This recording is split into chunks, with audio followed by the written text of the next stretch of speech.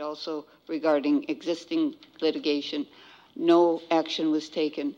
Would you please join me in the pledge? I pledge allegiance to the flag of the United States of America and to the republic for which it stands, one nation, under God, indivisible, with liberty and justice for all.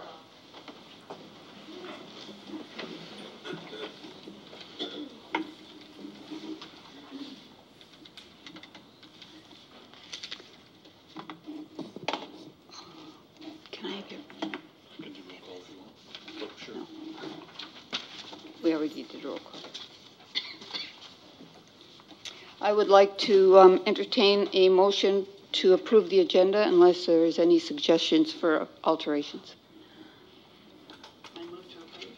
Ms. Crocker moves to approve. I'll second. Mr. Preciado seconds. And I have to open up the voting. Just a second.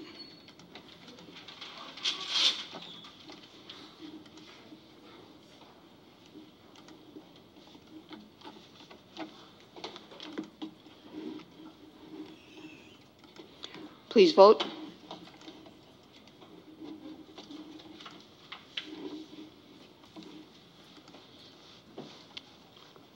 Four ayes. The agenda is approved.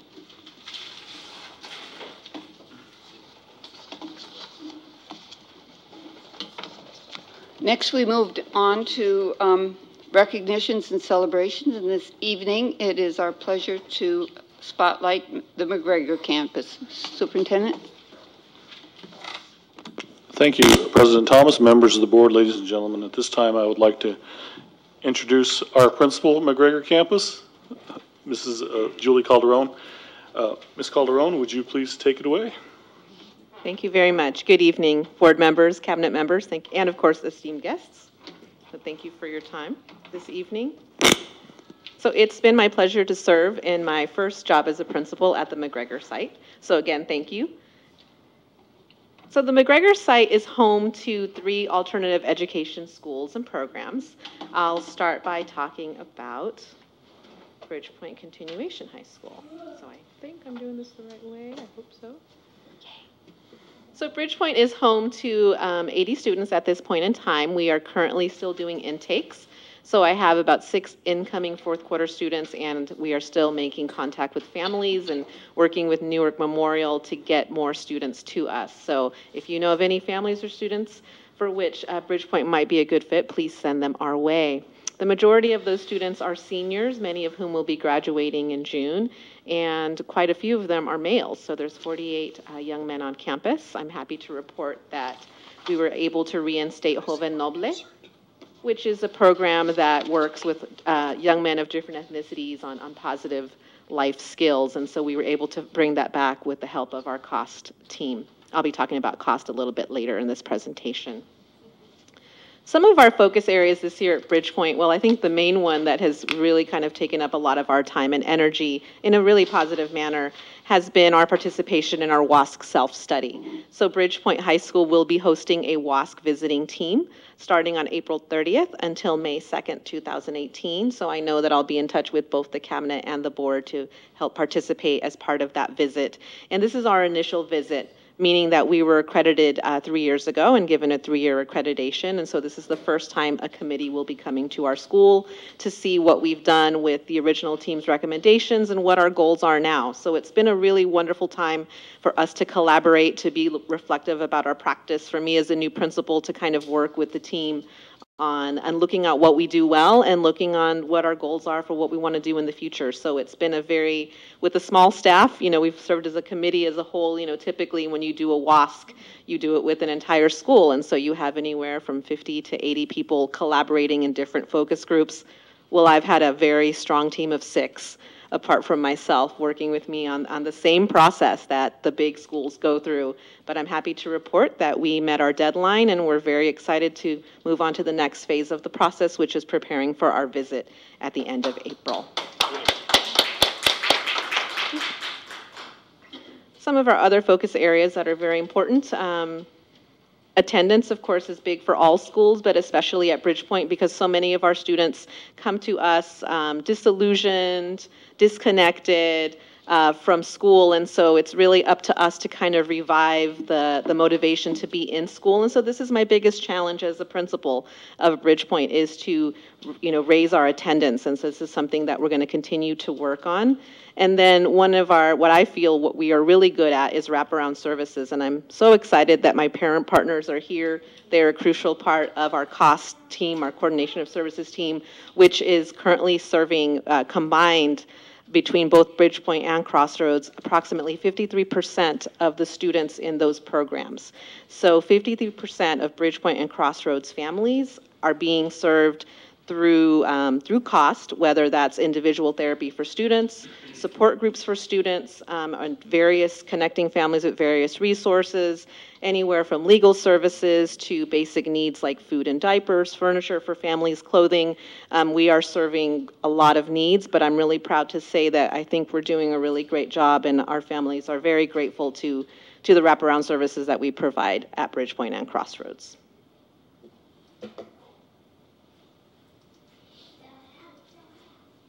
This is just a photo.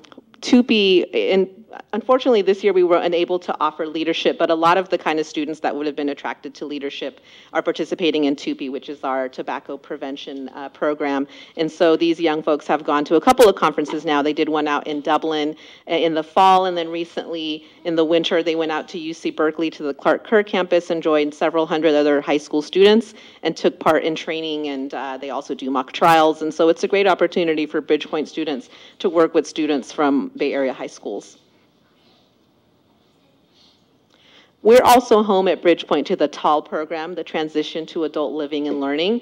We are currently at 6 special day class adult students. I was happy to be able to attend their Special Olympics at Memorial recently, and they had a lot of fun playing basketball, and they were very excited to see their principal. They really wanted me to get out there, but I told them I would join them for track and field. I'm more a runner than a basketball player. But anyways, they're really a great group of students. Our focus areas with them is really including them as part of Bridgepoint. So I'm happy to report that they take part in Bridgepoint physical education. And they're also on a weekly basis now working with the culinary arts program. So that's been a really great opportunity for the Bridgepoint students to work with the TAL students together on different cooking lessons.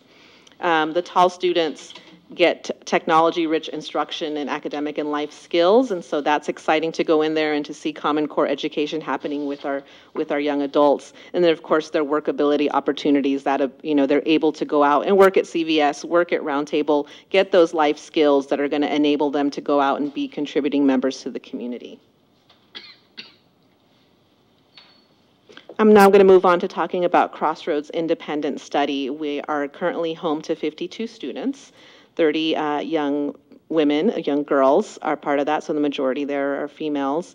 And an overwhelming majority of them are secondary students, 9th or 12th graders. We are serving a couple of middle schoolers, and we are actually open to elementary students. So again, just putting in a plug out there, if you know of families at the elementary and middle school level who may benefit from this type of placement, please reach out to me.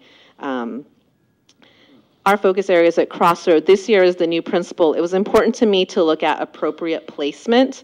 I really want Crossroads to be, it's a privilege to be in a program like Crossroads where you're going to get that one-on-one instruction and really get your education tailored to you. And so for me, it was just really important that we had students appropriately placed, that if students who are dealing with other issues such as truancy or credit deficiency might be better served at Bridgepoint, and that students with unique needs would be better served at Crossroads. So it's just been a process of kind of making sure that people are appropriately placed, but I'm happy to report that overall we're seeing, hearing good feedback from students and families about the individualized instruction. Again, expanding those wraparound services. Crossroads students also benefit from cost referrals, but I would love to see, again, Crossroads students taking part in some of the support groups that are available, such as Joven Noble, such as TUPE, giving them opportunity to take part in that, and again, just making sure all of our families are aware of what cost can connect them to. And of course, I can't forget the adults that are still lifelong learners in our district and who are benefiting from their time at the Newark Adult Education Center. So we've served, this number is probably higher now, but approximately 300 unduplicated students starting this past summer and the fall and winter quarters. We just began our spring quarter this week. We continue to offer morning and evening sessions. We offer ESL, GED, and high school diploma courses in the evenings. ESL is available during the day as well. One area that I'm really proud of are our parenting workshops. We've been able to offer bilingual workshops in nutrition, the Parent Project. We had an opportunity with a therapist to meet one-on-one with families that took part in the Parent Project. So these are really popular offerings, and we always look forward to partner with outside agencies to continue to expand those because the demand is high. And then our beloved and longtime community education courses. People come from different parts of the Bay Area to take part in our Taiko group and in our toll painting classes. So when I go through and meet folks, it's always fun to hear, oh, I drove all the way from Santa Clara, or I come from Richmond, because they are just so connected to those community ed courses. So those continue. Our focus area, in collaboration with the consortium here in the region, we had a recent meeting to talk about CTE, so expanding to include career technical education. Our adult ed program doesn't have currently a program, but I'm actually looking and really in talks to do possibly some culinary arts offerings, both a career pathway as well as possibly some community education, because we have a culinary arts classroom that ROP has, they're not willing to share their equipment, but it's my classroom, so they are all for seeing us offer some adult education in the culinary arts. And of course, citizenship, which we haven't offered this year, but we're looking to bring back next year because, again, the community demand is high for that. Just want to thank all of you for your continued support. Alternative education may serve what a lot of people say is a small population, but it's a very needy population. It's a population that's incredibly appreciative of the support that you all continue to give us. And so thank you again for that. Let's hold for questions. Questions, anyone? Ms. Crocker? I'm curious in terms of the students who are parents. Are they normally scheduled to your school, or are they at the high school as well as at Bridgepoint? Or where does that population usually end up? So the majority of my teen parents, I have 6 teen parents. 6? 6, yes, in total, at both Bridgepoint and Crossroads. Some of the majority of those are currently in Crossroads. We had one young mother who transferred to Bridgepoint in hopes that she could earn credits faster, but she found it difficult with the lack of childcare. That became the complication, so she's back at Crossroads. But currently at Bridgepoint, I have a young father who sees his young daughter on the weekends, and then I do have one young mother. But attendance has been a challenge. She's working with our parent partners and her own case manager to try to get some care. That's our biggest obstacle with serving our teen parents, is the lack of on-site child care. I thought we had a connection with an infant center. We don't. Not currently. I mean, I would imagine that if, for example, one of my young mothers works with CalLearn, so she may be able to get a Cadango, kind of connection, but it would be an outside. We don't have an infant toddler center that I'm aware of within our district. I know we have a preschool, but they don't offer infant toddler care, and that's what a lot of our young parents need help with. Do you know what the student population is of parents? Do you know any idea in terms of how many are out there that may or may not be going to school because they're not able to work? Do you have any information at all about that population? I don't have any information on me. I know that Memorial also does a good job of connecting us with young parents, and so that's, of course, where the majority of our students have been from Memorial. But I don't know what the need is in terms of young parents who are out there that didn't complete their education. I would be interested to find out if there's some way that we can identify, because the bottom line is if we don't have childcare, they can't breastfeed, they can't do what they need to be doing, and I think that we need to make sure that it's there and it's available so that they can continue. And I would love to see them, if they do not have an academic reason for being at Bridgepoint, I would love to see them at the high school. I think this is where they need to be because that's where the classes are.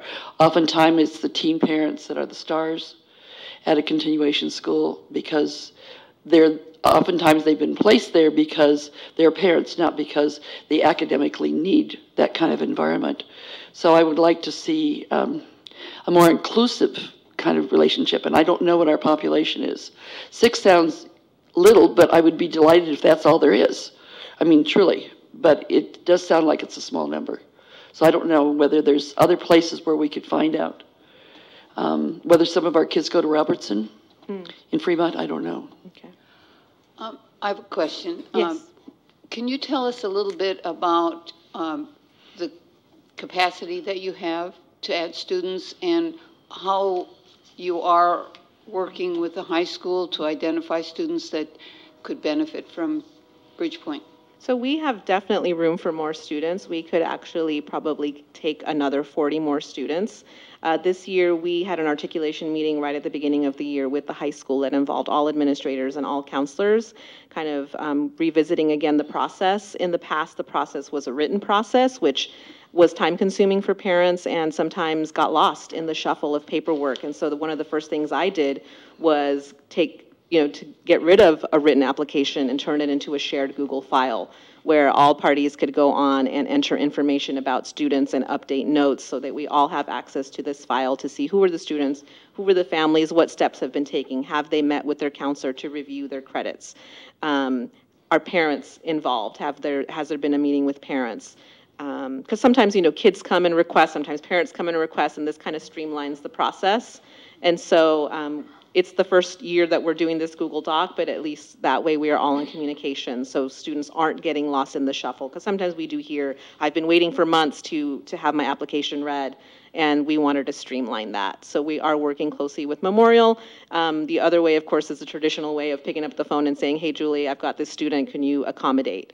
And so we do that as well with Memorial, but we are working closely with them. I would also add that we also scheduled a April 12th Yes. Secondary collaboration meeting with not only with you, but the principal from Newark Memorial, as well as the junior high principal. Yes, so the junior high as well. And counselors to begin doing some planning towards next year, and the idea of how do they work as a team, as a secondary team. I mean, I just think it's a real shame that we have credit deficient 16-year-olds who could benefit from Bridgepoint, and I'd like to see staff, look at the impediments to making that happen. Why hasn't it happened? We've had over 100 students in recent years, I believe. So, something's going on where I don't believe our students are any less needy at the high school of Bridgepoint experience. I would agree, and I, for one, want to also spend some time on some positive branding. I know that sometimes that's what I get told is that, parents are reluctant, and some parents do openly tell me, I've had some reservations about my student coming to Bridgepoint, but often, having them come to the site, visit the site, meet with me, meet with my staff, reassures them, because I think there still is quite a lot, and this was the case for me in my previous district. There is a lot of some of those myths around alternative education and what that really means, and I think sometimes it's about having folks come and tour.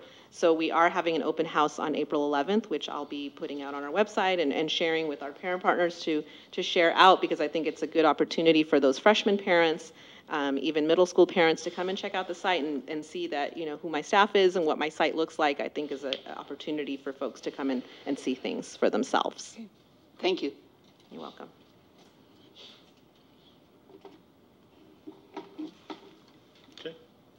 Yes, next we Thank move you. on Thank to you. the superintendent's report. Thank you, President Thomas, members of the board, ladies and gentlemen. I have 3 items to report on tonight, but I'm going to start with some good news. And I just want to update the community. I know that we had originally had this conversation about budget, and we thought the worst case scenario was potentially going to be having to eliminate 20 positions out of the district. We've been working hard to bring that number down. We've been listening to community input, and we brought that number down to 8 positions that we thought we were going to have to reduce. And I'm pleased to announce that we have 1 PE position that will be rescinded this week, resulting in 0 layoffs after we've worked through this. So it's really good news. I know that we've been working close with our union partners, and to get back to a 0 really does show the effort of staff to try to find a different solution to stay away from the classroom as we were asked to do, which we've been able to accomplish. And I think that getting to 0 layoffs at this point through other things that have happened, like resignations and retirements and other natural attrition that occurs has really kind of just worked out in our favor.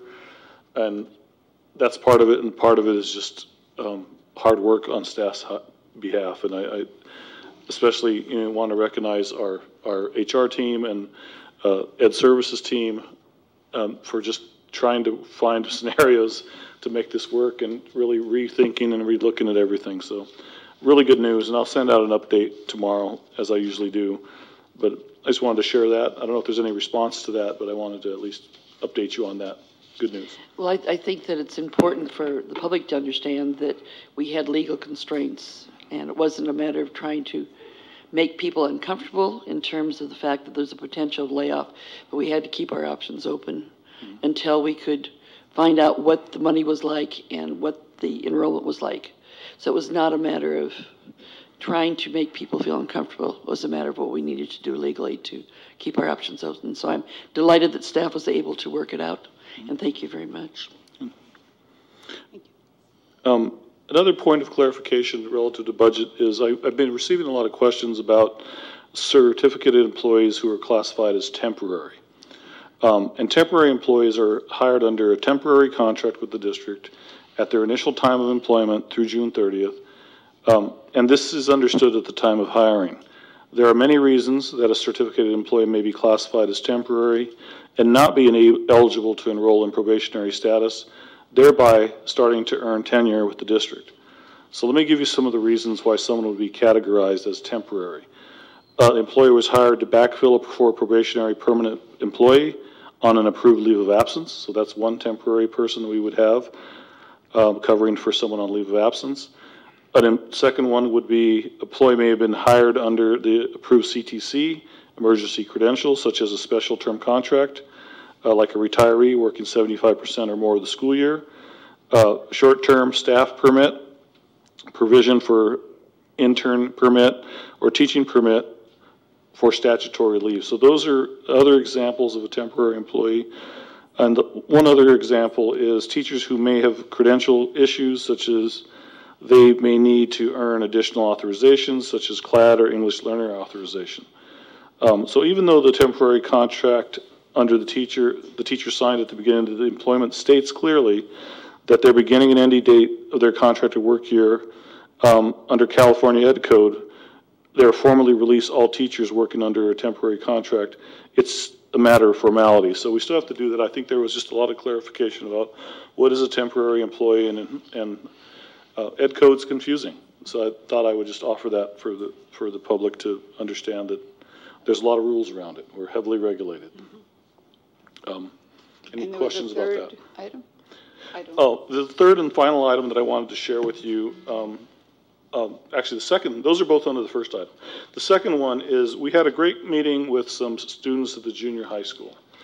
And I want to formally thank Wahab Salemi for taking the lead on coordinating and organizing this meeting. We talked about communication, we talked about junior high school to high school transition, we talked about bilingual students, we talked about programming. Overall, I feel it was a very productive meeting, and the students I told the students I would be willing to come back with them next month and meet with them monthly. So I'm opening that to invite all board members if somebody else wants to come. I know Member Crocker joined us, but I think it was a very productive meeting and really some astute young people. Is there anything you wanted to add? I just want to say that I think that they're concerned about what is happening in terms of the other students there and going on to high school, and looking at a greater conversation between the junior high and the high school in terms of teachers, in terms of curriculum, in terms of the students. And so I think that it was very productive. They had great questions, and they listened attentively. They were very polite, and they found that I think they were pleased that the superintendent came down to talk with them. So it was a very good beginning.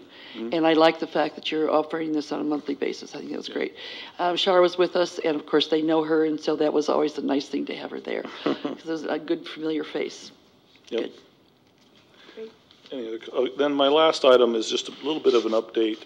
I would like to introduce Adriana Lopez, Maria Perez, and our parent partners who want to give us just a brief update on cost.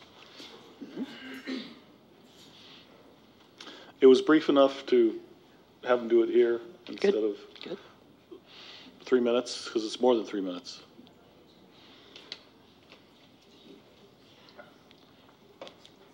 Welcome. Hi. Hello all. My name is Adriana Lopez, and this is my colleague. And Diana Farias, it's our third one. She couldn't make it for tonight, but we are the Newark Unified School District Parent Partners team. We are here tonight to thank and appreciate all the support we have been receiving from our superintendent, Mr. Pat Sanchez, and our executive team for embracing our district families, especially the ones with the highest needs. Let me start sharing some information about the Parent Partner team and their role. What is the Parent Partners mission? Our mission is to promote family wellness and parent involvement by initiating and implementing the family partnership process, as well as providing support and follow-up with families with their different needs. Just to mention some of our roles, Parent Partners empower and encourage families to participate in their children's education. We host and conduct informational workshops and workshop series where we focus on parent empowerment, wellness, and health. We specialize in supporting families and students with high needs within our district community. For your information, for some people that may not know, Parent Partners compensation are not part of the district budget. This is through funds given to the Center for Healthy Schools and Communities from Alameda County Healthcare Services. The NUSD, the Newark Unified School District, school administrators, and Parent Partners, along with all the collaborators, just to mention a few, La Familia, Tri-City Health Center, Alameda County, Tiburcio Vasquez Health Center, EPAT, which is the East Bay Agency for Children, etc., are the bridge that connect families to resources in order to build strong students and citizens. We all, as a team, provide these services and connect our families to these resources through our District Coordination of Services team, known as COST. I'm proud to share with you that as of today, this program has helped serve 628 families, and we are anticipating to serve more families before the end of this school year. 628. Wow. Some of the main resources that our families need support with are food, clothes, shoes, therapy, health, and legal services. While looking for clothes and shoes, which are two of our biggest needs, the Parent Partners reached out One Child, a nonprofit organization dedicated to providing disadvantaged children with new clothing and new school supplies.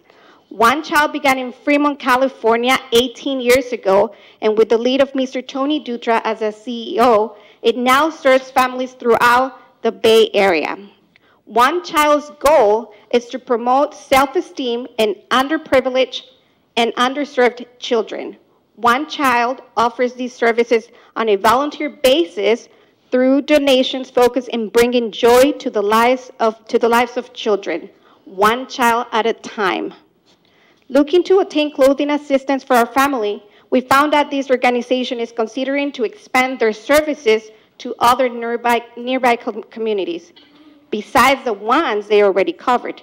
For this reason, we would like to invite our board members to come and visit One Child's Fremont location and to consider the possibility to start a collaboration with them for the families within our district and our community, especially for those high-needed families who do not have transportation to get to their Fremont location. Parent Partners, thank you very much in advance, and we will kindly make any appointments or help with any necessary arrangements for any of you to come to One Child location in Fremont.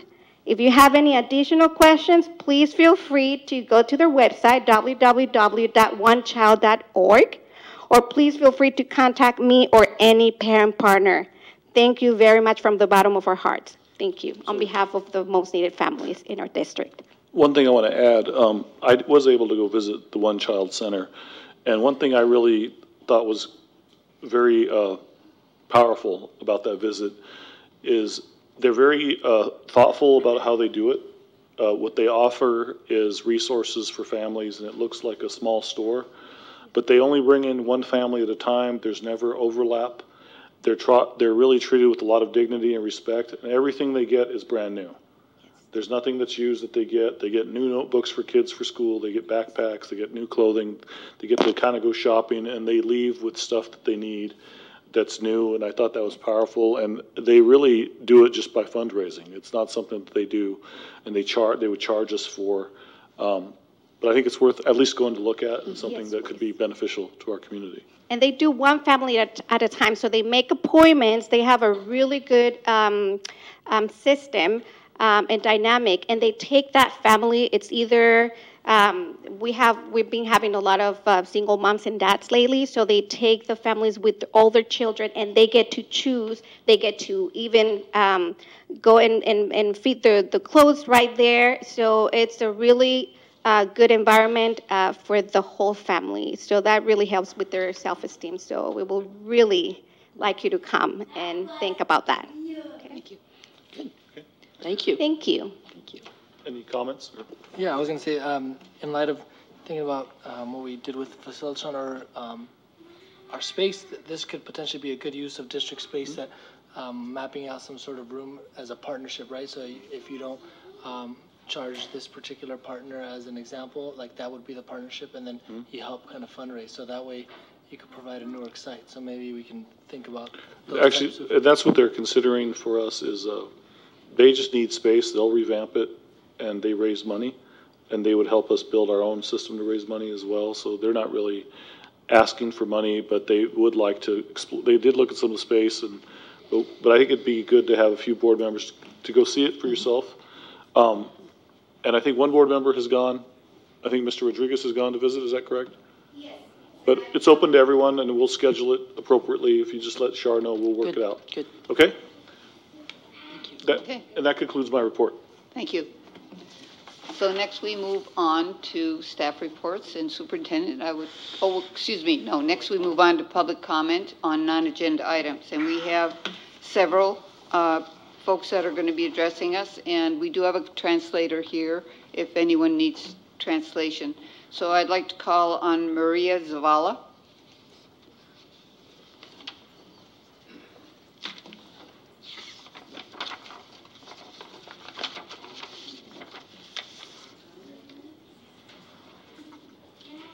María, ¿necesita a alguien para que te traduzca? Sí, por favor. Okay. Perdón, permítanos. Gracias.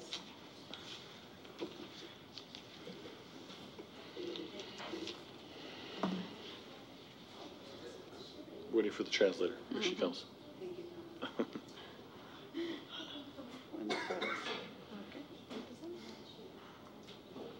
And just to let you know that when there is translation, you get double the time if you need it. Dice que como le voy a estar traduciendo, puede usar el doble del tiempo para claramente. Okay, muchas gracias. Thank you. Empezamos. Buenas tardes, estimados miembros de la mesa directiva Good evening, members of the board y miembros del distrito escolar de Newark. and staff from the Newark School District. Mi nombre es María Zavala, My name is Maria Zavala. madre de un niño de la escuela Chile. I'm the mother of a child from Chile. El día de hoy estamos aquí para agradecerle al superintendente, We are here this evening to thank our superintendent, el señor Sánchez, por darnos la oportunidad de escucharnos Mr. Sanchez, for giving us this opportunity cuando se lo pedimos y cuando más necesitamos estar en contacto con el distrito. and because he's open to listen to us whenever we have a need. He's open to listen and he's there. Para saber más y informarnos de la situación de nuestro distrito y de nuestro presupuesto, pero sobre todo de nuestras escuelas, específicamente Chile. He's there to talk about the budgets and issues that go around the school, but specifically to talk about our school Chile. Estamos muy contentos de haber podido expresarnos libremente, de haber podido compartir nuestras preocupaciones y necesidades para apoyar nuestros hijos en su educación y crecimiento. She's glad that there was a conversation to talk about the school, specifically the needs of their children. También queremos agradecer el apoyo trayendo talleres para educar y informar más a los padres de cómo es el sistema educativo. She is thankful as well for the opportunity and for the workshops that they bring to the school to teach parents so they can learn about how the school district system and the education works here in the district. Pero sobre todo con empezar a traer nuevos programas a que apoyen a nuestra escuela y a crecer de la misma manera con el propósito escuchándonos y traer un programa bilingüe de inversión dual.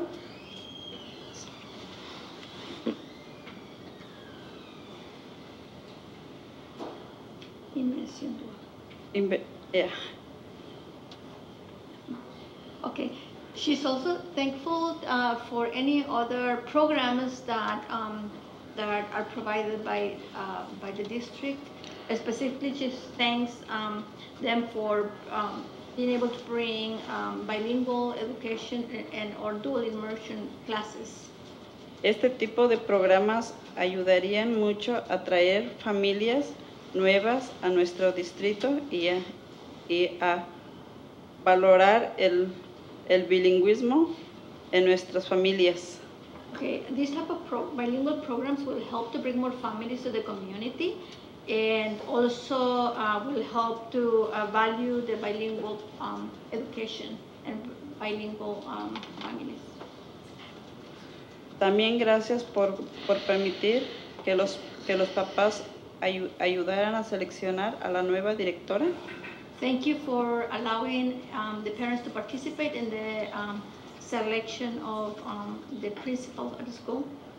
Muchas gracias por su apoyo y su tiempo y ayudarnos a nuestras familias. And for helping our families. Thank you. Thank you. Thank you. De nada, gracias a usted. Gracias, muchísimas gracias. And I just want to clarify that it's a dual immersion. It's not really bilingual, but it's dual immersion. gotcha. Thank you. Next, Lydia Arroyo. Muchísimas gracias. Thank A you. usted, gracias, señor.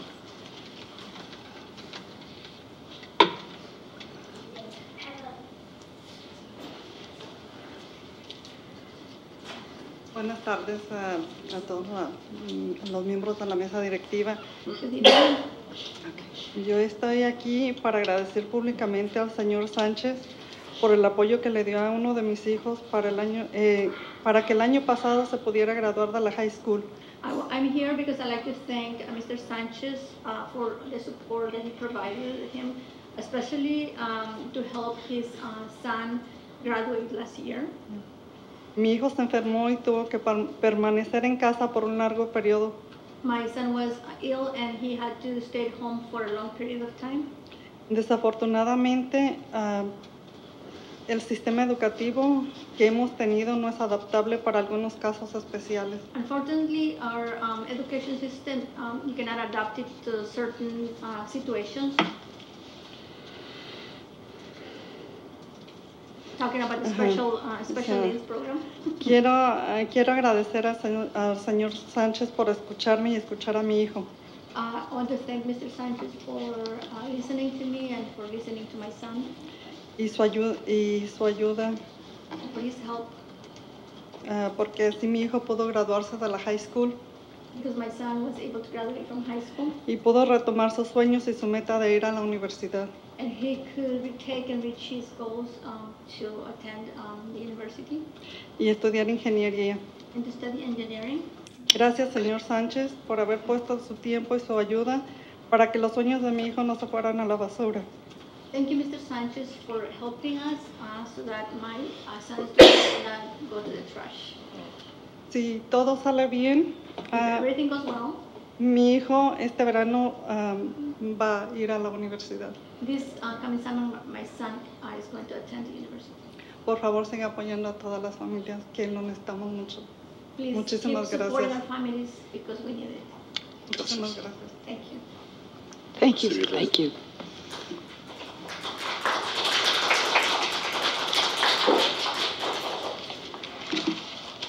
Next, we have Carrie Knoop.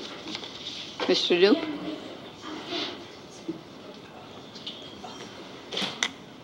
Great job, Mrs. Sanchez. Yeah, congratulations. Imagine you're in a school and there's a lockdown. The alarm goes, you don't know what happens, you're in fear. Now imagine that happens to children. Now if it's maybe K to 3, they probably don't realize these things, they just think it's all exciting, but middle school kids, high school kids, imagine you're in such a situation. You're locked in rooms and you don't know what happens. Maybe you have to send SMS to your friends and saying, this may be my last SMS. I'm serious. So, of course, we need to do drills. That's part of what we need to do. But is it wise to not announce drills? To say, well, we just want to not tell the kids. Who knows, maybe not tell the parents. And just do these drills as a surprise. I have really big concerns about that because we have to think of the health of the kids. These experiences can be traumatic. We should not treat that lightly. Now, law enforcement probably sees it differently, but they have different objectives. Law enforcement, they have to deal with this, well, hopefully not on a daily basis, and they don't on a daily basis, but they have to be prepared. And they have to, be tough. They have to do many drills to be able to deal with this situation. We cannot do that to the kids, in my opinion. And so we don't have full authority. I mean, technically, the federal government could put in a Homeland Security team and just do a test at the high school. We have, unfortunately, no control over that. But it hasn't happened here, but it has happened in other states.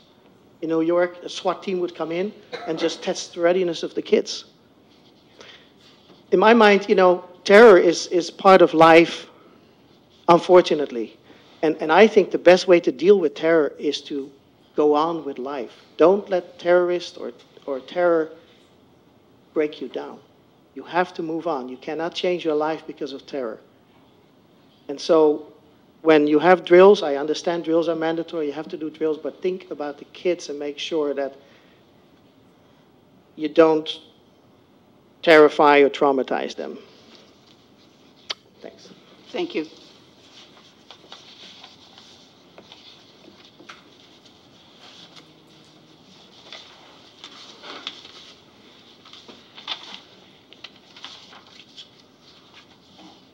Did I have one from Ms. Parks? No, okay. Next, we move on to staff reports. So, we got all of them? Okay. Who's up for staff report? Oh, Mr. Richards. Let me, before Mr. Richards go, I do want to circle back. This was something that was brought up by a community member at one of our last meetings, and I was circling back to kind of share kind of what we've looked at with this, and I asked Mr. Richards to provide a little bit of update on, I think the community member referred to it as a golden handshake, so I just wanted to say that for the public, that we're circling back with an item that was kind of brought to our attention by the community member. So this is going to be just sort of a general overall review of various early retirement incentive program possibilities that are out there that schools can participate in, as well as a little bit of history with regard to Newark and some unique situations that we have in Newark with regard to the programs. So in general, as the name is probably one of the most self-explaining names ever, it's basically an incentive to get employees who are not yet at full retirement age, but are at least the minimum retirement age, to incentivize them to retire early, with the possibility being that either if positions are not replaced, or if they are replaced, they're replaced with someone who is much lower on the salary schedule, there would be a savings to the district over time. And there are several different possibilities out there with regard to retirement incentive programs. Both CalSTRS and CalPERS each offer one, and then there are other possibilities that are offered by other private outside entities that can take the form of annuities or lump sum payments or a combination of the two. And one of the questions that came up as I was preparing this was, didn't we already look into this last year? And we did begin looking at it last year because we talked about whether or not we needed to potentially look at one to generate some savings for the district. And then we ended up having a substantial number of our teachers resign and or retire during last school year. So much so, actually, that we were quite worried about the reverse problem. We had a rather large exodus going on, and HR was facing the largest number of new ads to have to add to the district that we have faced in many, many years. And so we ended up doing the reverse, in essence, in our settlement of the contract with the Newark Teachers Association, in that we offered a retention bonus as we were trying to stave off what was a rather large turnover in the teaching force last year. The last time that I know of record that the district did do a state early retirement incentive was during the 02-03 school years when the severe economic downturn took place. And the district, according to PERS's information, actually offered two, a 3-month window in September to December of 02, and then a 6-month window from January to June of 03. So they both occurred within the same year, but they did a 90-day and a 180-day in the same fiscal year, which is rather unusual, but it can be done. But the minimum window is 90 days and the maximum is 180 under PERS, and that was what the district did. They actually did one of each during that year. And that's the state's last record of us doing one through one of their programs. There are some requirements and some limitations to what can be offered in an early retirement incentive program. The main overarching requirement under any of them is the district has to be able to demonstrate savings. Now, the time period of that varies by the type of program, because what the code says basically is you have to show savings over the period of whatever the incentive is. And so there are requirements with regard to that, because every year there's some level of attrition. We have some level of employees who will either retire or resign on an annual basis. And so you can't count natural attrition toward the savings. You've got to figure out what is over and above what your average normal attrition is and generate how much savings you would potentially have. But if you make an offering, the requirement is the same offering has to be made to all. So you can't say, for example, if our average turnover is 25 teachers, you can't say teachers 26 through 50 can have this incentive, but the first 25 cannot. You have to offer the same incentive to all 50.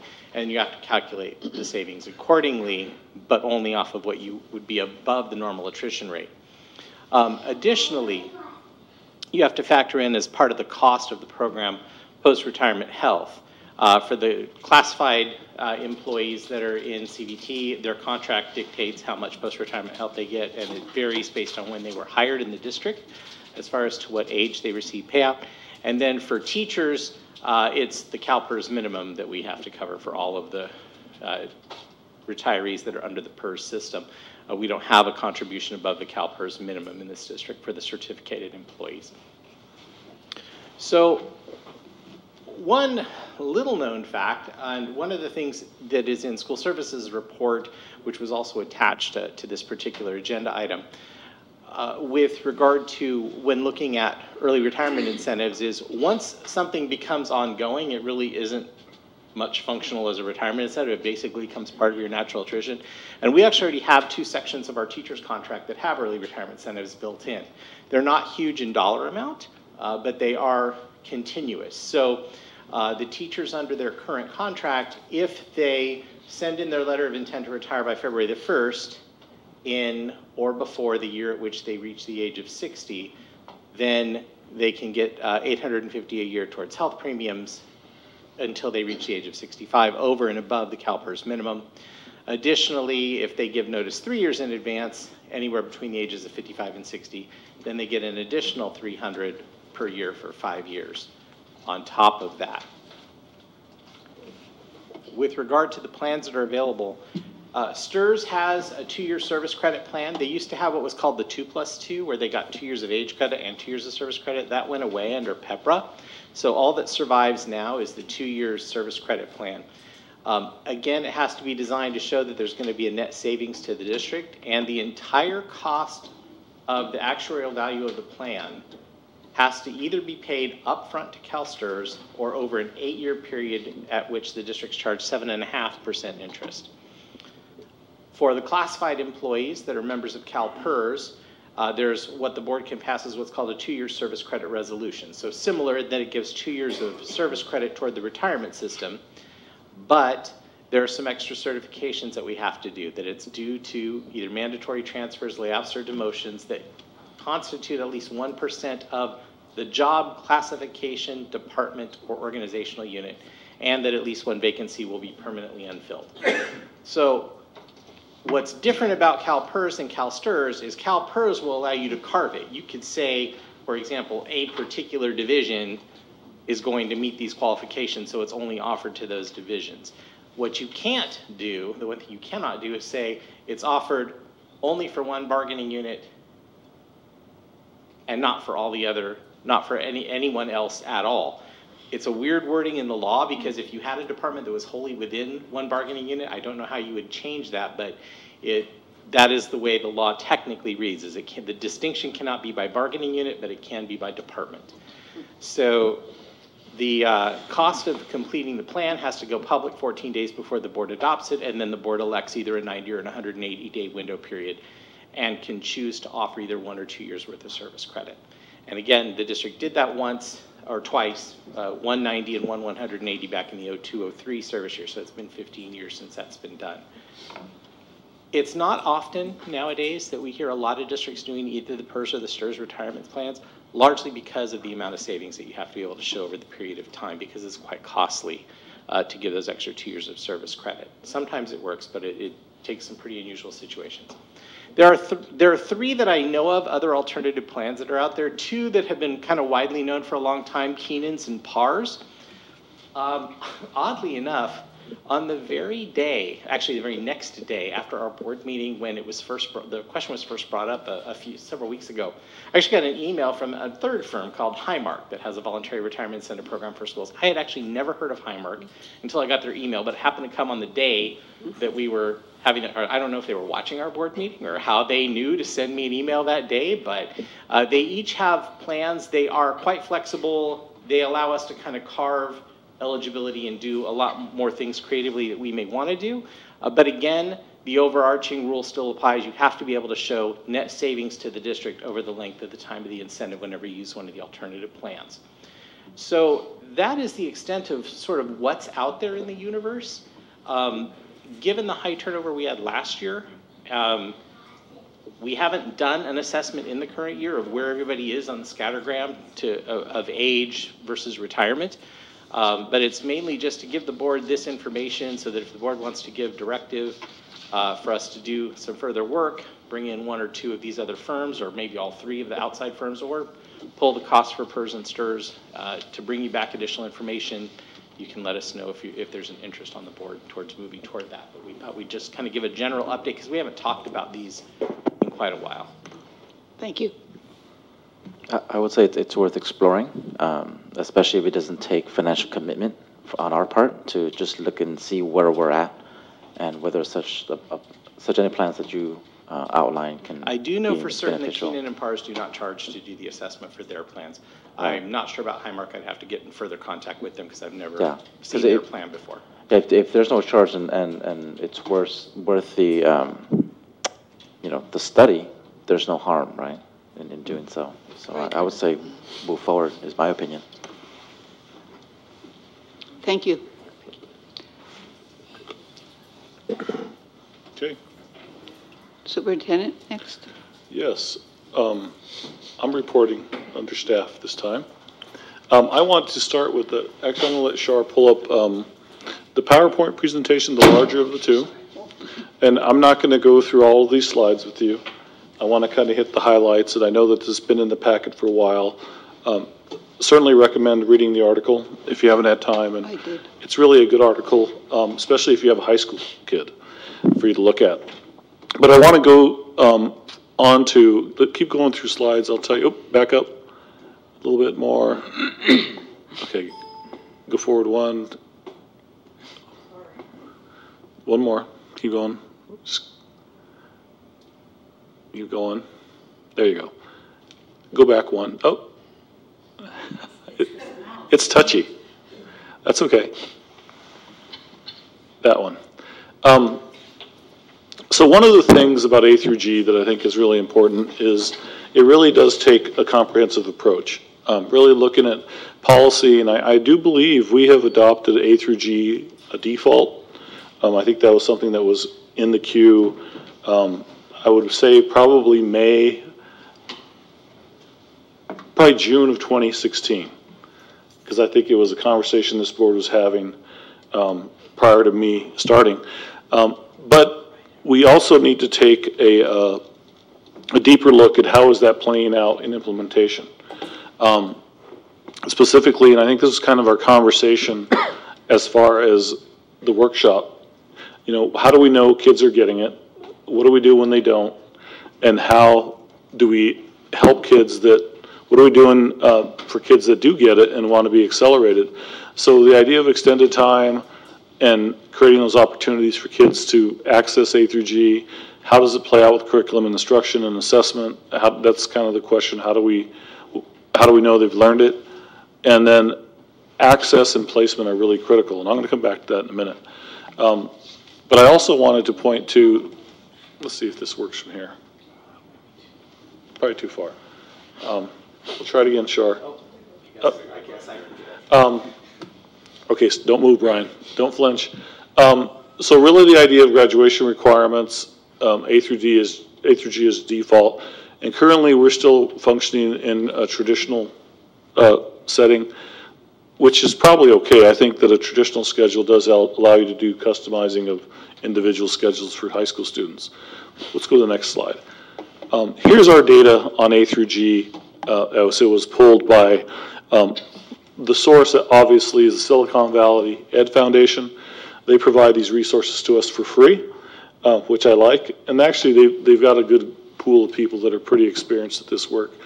But it shows percentages of A through G proficiency as disaggregated by race. So as you can see, there's some room for improvement, obviously. And I have another report I'll share with you in a moment, but I think that what the data is telling us is there's a lot of room for improvement, and I think that one of the key levers that we learned in our conversation with this organization is it really comes down to math as a real gatekeeper in grades 3, grade 8, and grade 9 as a key lever. And I'm going to point to some data here in a moment. So I want you to keep that in mind, especially relative to the handout. So I'm going to refer you to the handout, which is our SBAC data handout. If you want to, I don't know if you can click out. I'll let Shar click out over there. Okay. But the handout that was in the pack, I know the board has it in front of them. I think we can pull it up on the regular agenda. Can you pull it? Let's pull it up there, because I'm not going to go to the PowerPoint anymore. So can we exit the PowerPoint and just pull the regular agenda on the board? So just, it's in the packet, but I could tell you that if you look at the Newark Unified School District SBAC results,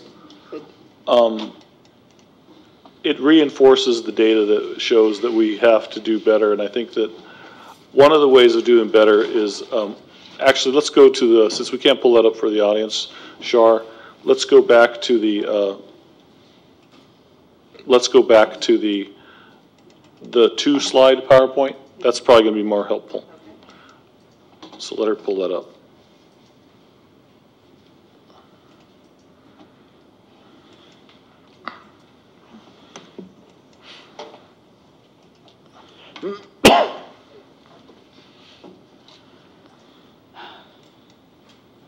Okay, let's go forward one.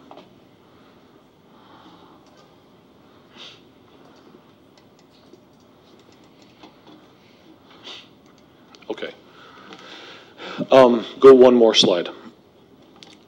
That's the one I want.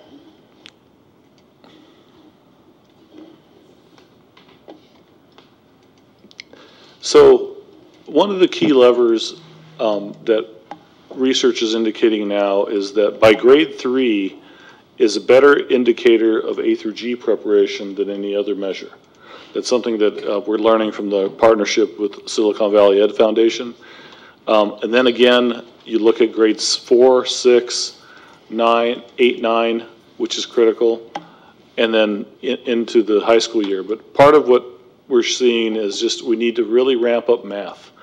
And as you look at the regular A through G, and I'll read you those so you don't have to click back to the slide, but the A through G requirements are really about 2 years of history and social science, 4 years of English, 3 years of math, but 4 years is recommended, 2 years of language arts, 3 years is recommended, and 1 year of visual performing arts, which would be consecutive semesters. So have to have 1 full year. And those are the current A through G course requirements. So part of the conversation I think that I wanted to share with the board is how do we align our resources and really have more of a congruent way of a scope and sequence so that people know if they're on track or off track in moving towards A through G, and trying to impact the numbers that I showed you in the reports that were in the packet of as our baseline, and how do we start putting some metrics around that, or as Francisco would say, progress monitoring. Are we making an impact on that, and some of the metrics that we were looking at to improve that. That's part of our conversation, but I also would like to open it for a moment to either Letty or Ollie. I know Ollie's had some experience in A through G, and Letty and I have been kind of having this conversation with principals as well about math specifically. So Letty? Yes.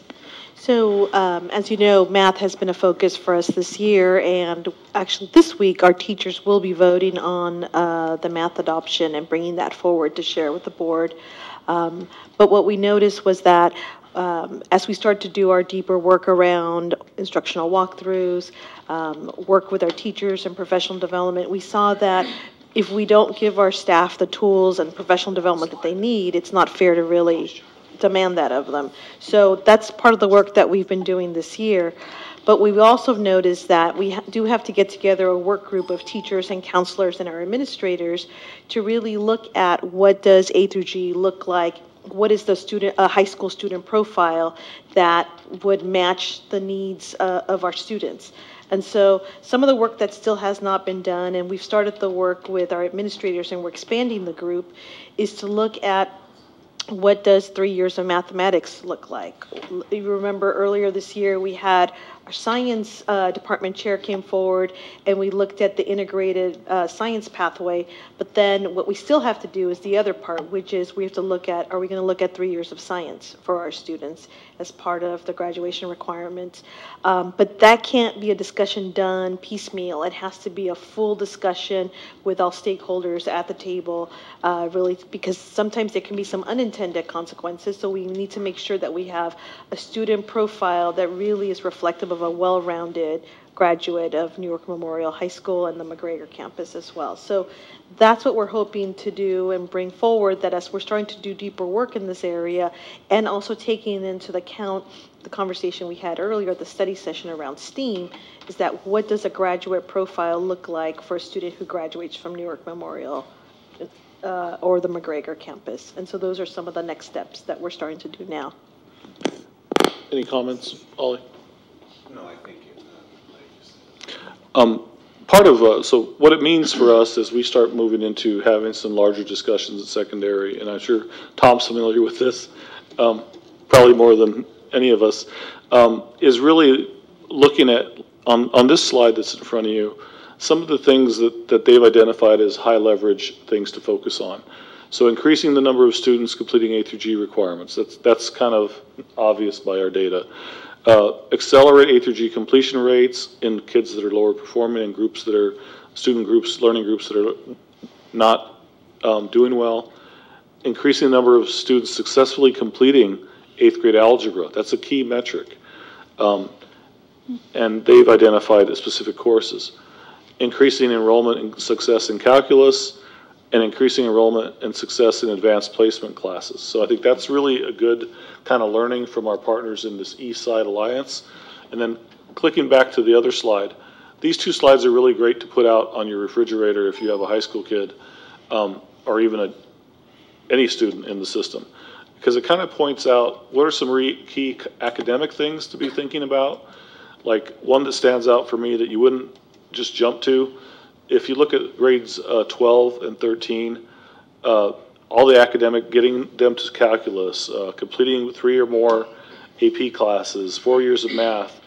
But as you do that, on the other side, you have to look at how are you helping them manage time and stress, because those kids get overwhelmed and overloaded. And how are they getting involved in other aspects of the school that are maybe not as academic, and that they're getting a plan for financial aid. So this is a really great graphic that that a parent can use, but it also should be something we think about. What activities are we doing as a system to support this K through 12? So I just wanted to kind of put that in front of you. We're going to do a deeper dive on the 12th, I think. Is it April 12th that we have the secondary follow-up? I mentioned it earlier, with all the principals of secondary and counselors to kind of work with them a little closer and trying to take lessons learned from this partnership.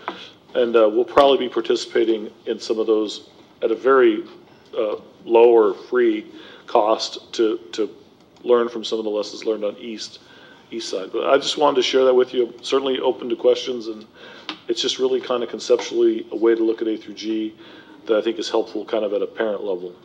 Okay, Frankie. Mr. Preciado. That's fine. So thank you for the presentation and for the information. So I have several questions and comments, so I'm going to try to just limit to maybe one or two and then let other folks, but a lot of different things that strike me. So the first question I have, on the Newark Data A through G slide, ENR, does that mean enrolled? Or what does ENR mean? Let me look at it. On this sheet, the slide. Okay, on the slide. No, this one here. Yeah. Yes, the one. Yes. What does ENR? Yeah, what does ENR mean? I'm not sure. This one. No, yes, that one. Let me come back to that. Let me find it here. Okay, so, and it's, yes, what does ENR mean? I have that, Mr. Sanchez. Go ahead. It's okay. Oh. It looks like the percentage of students. It's got to be the percentage of enrollment. Yes. Okay. And is that that's the proportion of Hispanic for that year? That's for which year? That would probably be 2016. Okay. Now, okay. So, and then the percentage is the graduation rate of A through G, correct?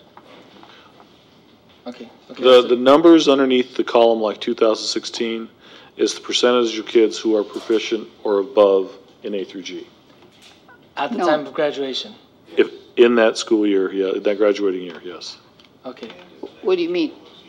Proficient or above? So you mean you completed A through G? Yeah. They're A through G ready. So I'm going to point out one of my comments, and this will go to my other piece, but so if we have a 48%, almost 50% of Hispanic Latino enrolled, and we have only 22.5%, we have a big problem, yes. and we need to address that. I mean, we need to address it all in terms of the A through G, but that'll be a further comment. So my question too is tracking into AG versus non-AG. So is this happening? I hope, because the last time we had this conversation that we weren't tracking our kids in terms of the A through G track and non-A through G track. As a student, I went through that process, and it's unfortunate of how it was tracked because I was one of 3 Latinos in my class of the IB AP track. So I want to know how this happens in terms of folks being in the A through G track versus non, or selection. Like how does that process work? Part of what we're going to be doing is taking this as a framework to analyze where we are right now and what is working and what's not working at the high schools. And the work we're going to be doing with the secondary principals on the 12th is going to be, first of all, do they know the data? And second of all, what's the plan to try to mitigate, and like you said, Hispanic and African American percentage-wise, kind of inversely, you see it's only 6.4% of the enrollment, but it's 17.2% already A through G, also a concern. So part of, I think, what we have to do is use the slide that I showed earlier that had the PowerPoint that had only 2 slides in it, is kind of the framework for how are we going to monitor and evaluate what's currently going on. And using those elements as kind of a test area to see kind of a checklist of how are those things going to really get a plan around what is the current state and how do we improve it based on those key elements that they know will make it more successful. Okay, so based off of that slide that you're talking about, or I think the 8th grade SBAC results, 11th grade, so thank you for breaking that down. I always stress this, so I have to stress it again, that I think it's unacceptable that we have 76.95% of all our students are not at standard, and then 85.91% of Latino students are not at standard, and I think that's just unacceptable. I know whenever we get the data that it is what it is, but for me, it goes to my next comment. Then, when are we having creating a plan to make sure that we address this? So for me, in terms of the timeline, I know you have some next steps, but I'd like a more concrete. So this to me is in line with strategic imperative 1, academic excellence. So we should have an A through G plan, like from my perspective, as a priority to show as an example that, like, look, here's the scores that we can recognize where we're at, but if we don't have a plan, how are we going to get better? So we need to have a plan.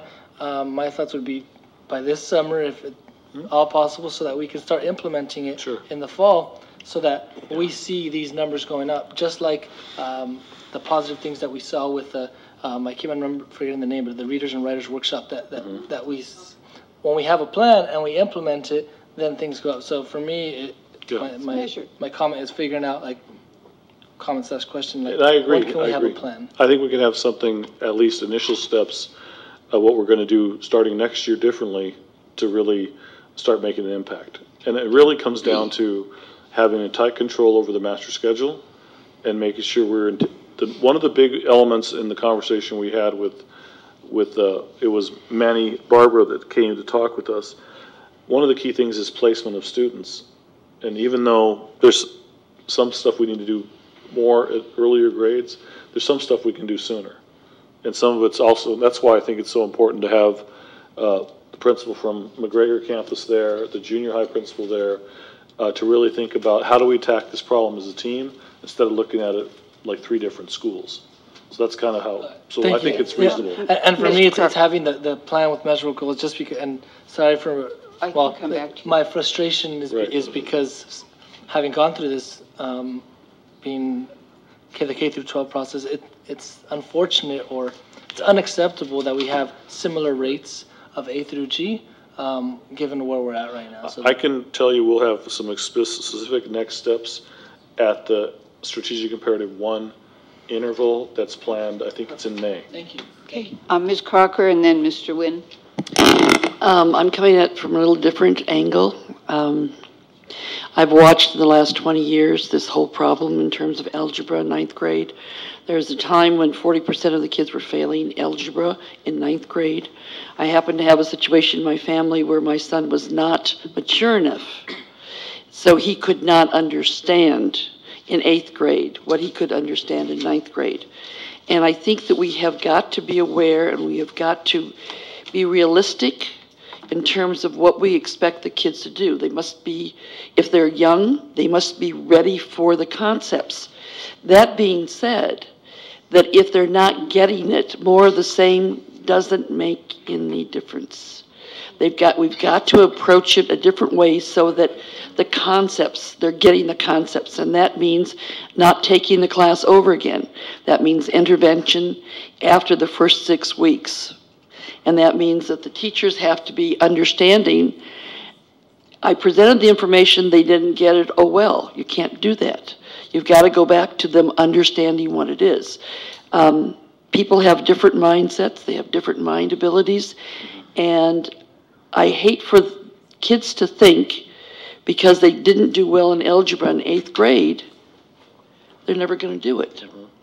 So we have got to be really careful when we talk about A through G and talk about 4 years of math, that we're being realistic with where the kid is developmentally and how we're doing it. And that means we need to attack it a different way. Okay. Mr. Nguyen?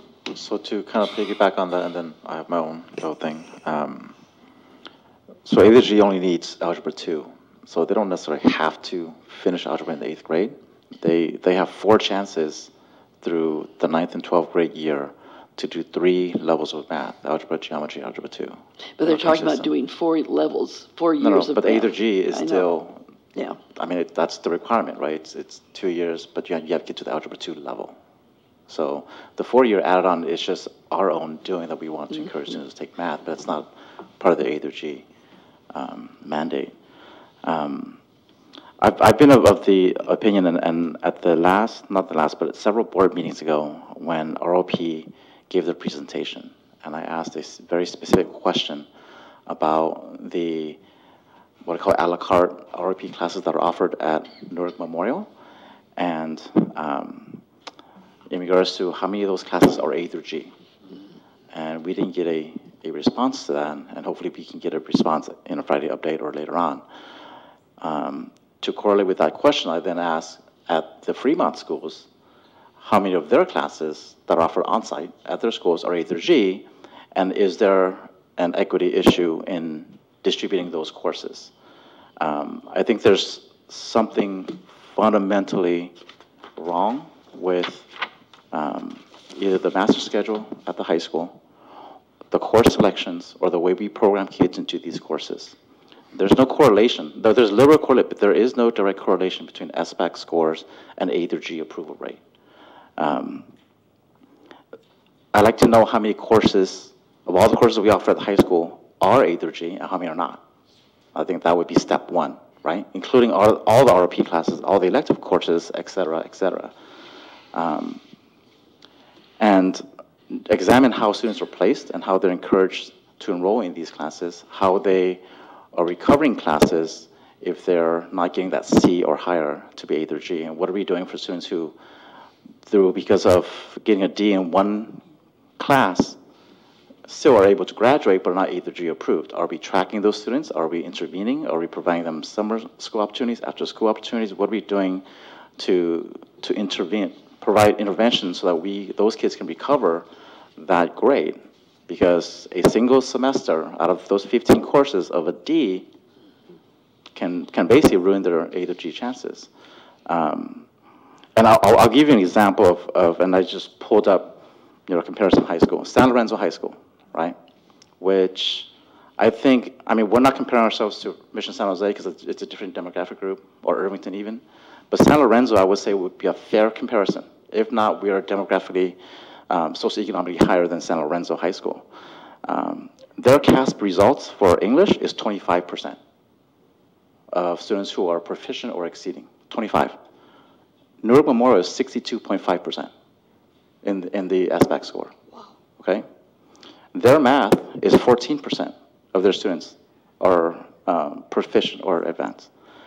Memorial's is 25%.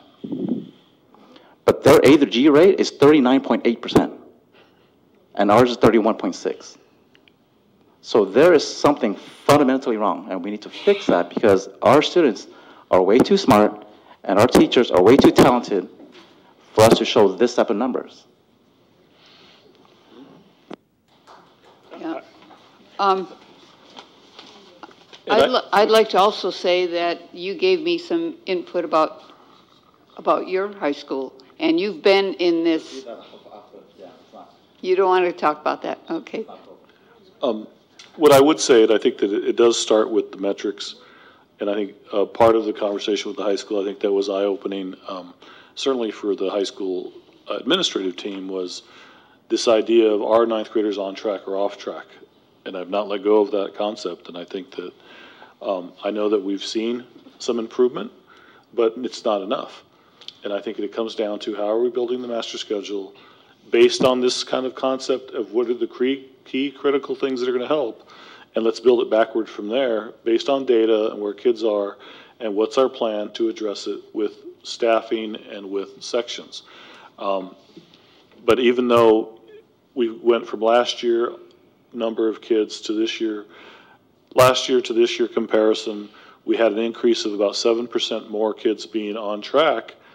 I think that if we had had more of a focus only on ninth grade, we would have had more results at the high school and a higher percentage of kids be on track. So now, lesson learned, and now we need to go to the next iteration and say, okay, let's focus in and do, if we're going to do something that we think was successful like pause, let's narrow the scope to ninth grade and have a larger impact.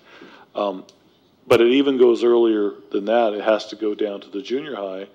And I think that if the way that I want to frame it for the junior high and the alternative school and Crossroads and Newark Memorial is, you guys are the team. The cavalry's not coming. This is how many staff we have and how many teachers we have and how many sections we have. How do we solve this problem with what we have? Knowing that the data is what it is, how do we offer more in junior high to get kids and keep kids on track? How do we offer more at the high school to get kids and keep kids on track? Because some of the tools that Julie has at her disposal might be better to have at the high school on that campus more frequently. Maybe not every day, but maybe 3 days a week there's an option. So we're going to kind of look at it from a larger sense of, if we thought of that all as one large master schedule, how would we build it? And so that's kind of how we're going to have this conversation. But I think we'll probably have that group report under this category when we get to the, I believe it's May, Strategic Imperative 1 is what I'm hearing, to have a report on, okay, what's your plan based on the data, and it shows how you're going to move the needle. And I'd like to say that I'm on the ROP board, and we had a wonderful presentation from, and I forget his name, the ROP teacher at the high school. He has 6 sections of 190 students, and the courses he's teaching are A to G. So they're G-level courses in business.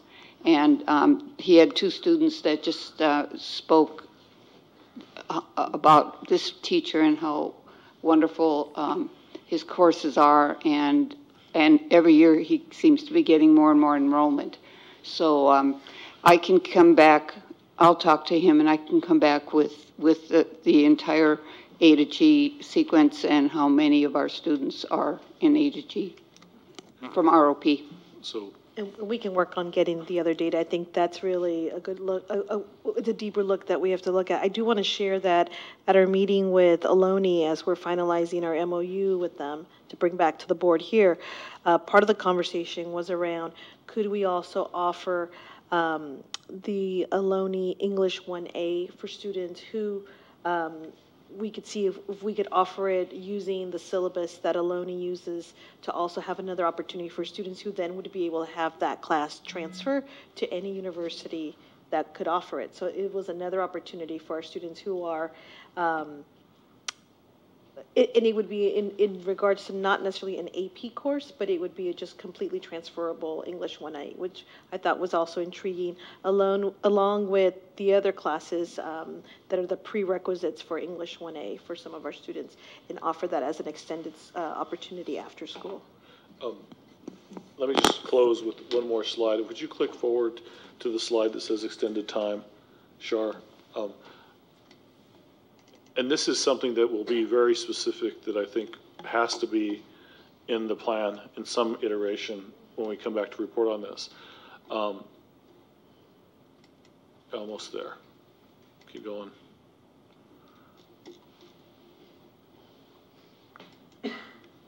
There we go. So I asked Manny Barbara, where do we start? You know, because we have to pick something that's doable, that where to start. He said extended time is probably the biggest lever to start with, and really looking at placement with extended time. You know, what are we doing during the day within the kid's schedule? What are we doing within the week within the student's schedule? What do we do within the year? How are we addressing summer loss? How do we look at that differently? Do we need to repackage summer school into what I call summer school now, or sooner in like maybe 9-week intervals, and not wait till it's too late and then expect them to come outside of the school year? So the loss is pretty staggering in the summer. 900 hours we kind of lose ground in math. And really being able to provide that within the structure, and that really does fit within the PLC model that we talked about earlier, is knowing that those are things that we have within our means. Then what sections are we allocating, and what does it show up on a kid's schedule like for a kid that needs to recover a class or get more time, or how do we build it into a system? So there's more to come on this. I think this is a great partner for us. I do want to bring him in to present to the board soon, but I wanted to kind of give you a preview of what we're going to be doing with the secondary team, and includes junior high. And I'm excited to kind of have them think outside of the box about what can we do to build a schedule that based on data and student needs, and how do we start moving in that direction. The one caution we have to have is if there's starting implications for credits, we have to really be careful, because there's a lot of rules around how you roll out credits. But I think one thing I want to say is the big factor that prevents tracking is we have to have this be a decision from a kid and the family. They need to help drive this as well. So this idea of having a plan and having parents sign off, and sometimes the kid gets forced going A through G, and if that's what the parents want, we're going to have to work to support that. But I think the difference to avoid tracking is giving some choice for kids.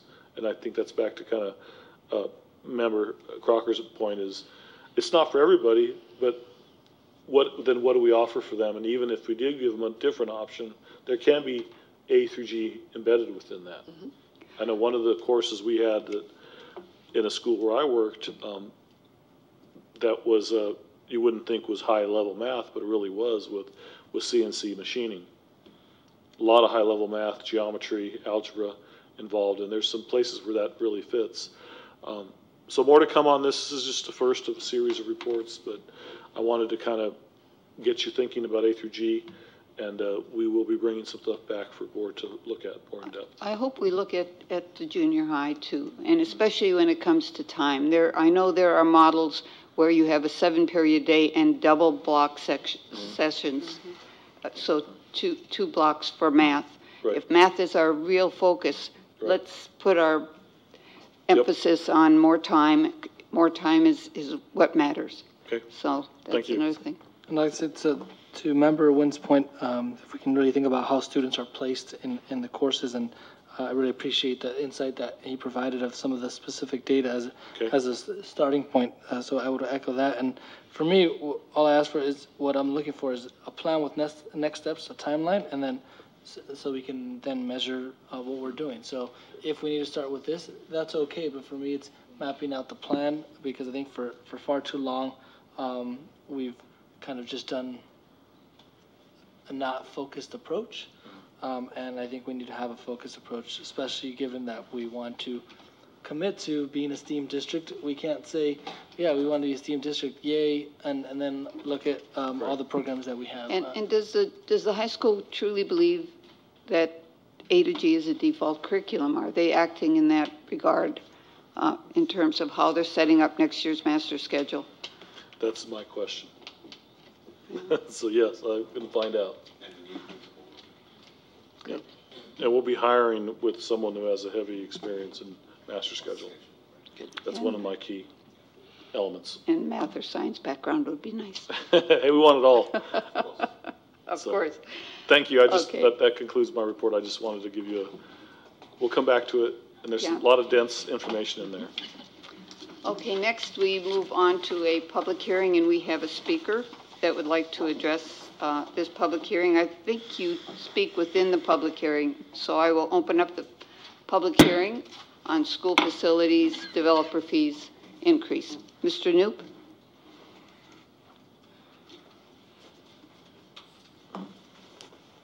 Hi. I'm afraid I'm going to have to put my math skills to the test here. So I looked at the study that came with this thing. And so it looks like 5 years from now, we're going to have 8,299 kids in the district. Yeah. And we're going to have 5,220 dwelling units in 5 years. So I took a look at what the city council showed us their forecast. And these numbers are not the same. There's a difference, significant difference. I mean, I tried to calculate it one way or the other, and, 2,700, 3,500, that's about it. So I just want to let everybody know that, and again, it may be my lack of math skills, it could very well be, but I think there is some discrepancy here. So I think somebody ought to take a look at that. Thank you. Thank you, Mr. Knoop. Seeing no one else, we will close this public hearing. Next, we move on to 12.1, which is adoption of the school facilities developer fees increase. Mr. Richards? So the proposal before the board is to adjust our level 1 developer fees to the new amount approved by the state allocation board this past January. We did update the developer study. I do know that they contacted the city to get the numbers with regard to projected growth in housing, so I'm not sure what different information Mr. Knoop received than what the folks from Schoolworks received, but I do know they were in contact with the city to get the information. So with regard to that, the evaluation's been done with regard to what the code requires for our compliance, and we recommend that the board go ahead and adopt the new rates so that we can put them into place. They go into place 60 days after the board takes action. Good. Mr. Preciado? So I'll move to approve. I will second. Okay, I'd like to discuss what implication would there be if these 8,000 units that Mr. Knoop mentioned do not materialize? What implication would it have for us if approving this evening? There is enough gap of eligibility over and above the minimum state rate for, the maximum state rate for level 1 that it would not have an impact, because our full eligibility is quite a bit higher than what that level 1 rate is. I would not even have a concern over that. Okay, so these numbers, in effect, we can approve this increase without worrying about the number discrepancy, if there is one. No, and we have to do that. We have to readopt this every other year. So if there were to be a significant change of information reported from the city in the next biennial cycle, then it'll be recalculated at that point in time. Okay, thank you. So we have a motion by Mr. Preciado and a second by Member Crocker. Please vote.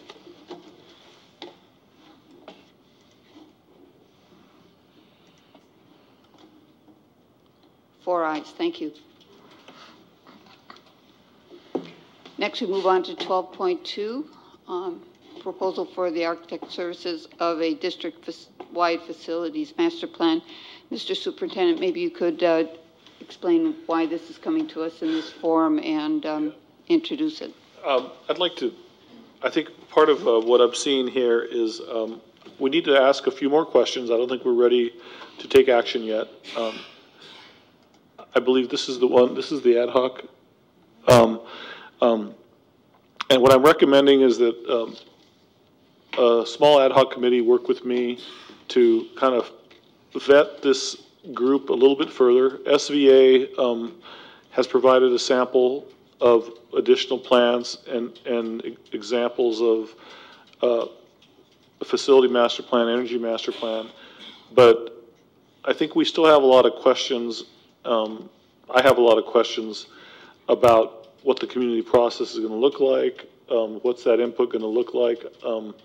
I also want to hopefully, I think what I would suggest the ad hoc scope would be, maybe is a better way to answer it, would be to help me really get clear about what would the work be done, what would be the work that we would like them to do, knowing that we want to have a real authentic community process that isn't kind of preloaded with, with things that we're trying to force upon people, but really engages community in getting excited about what this could look like. And I think that the other reason that I want to kind of slow this down and have time to really think is the conversation we had earlier about STEAM is kind of relevant to that as well, as we start moving and looking at where we want to be in 20 years. And, I wish we had 8,299 students coming, and other projections show lower. I'd be happy even being in the middle. But I think that what we know for sure is that we want to have kind of a STEAM kind of focus. And as we look at energy master planning and strategic master planning, that it would be helpful for us to do a little bit of a small group conversation with this firm before we bring it back for a vote of the board at the next meeting. So that's kind of what I recall from the notes that we were looking at. Any comments, Mr. Richards, that you would add to that? No, I think that you've summed up kind of all the various areas that we've been looking at. And so when we had talked previously, this idea of bringing forth an ad hoc and then reviewing it further, I think that's the way to go. Excuse me, Mr. Knoop, you asked to speak on this.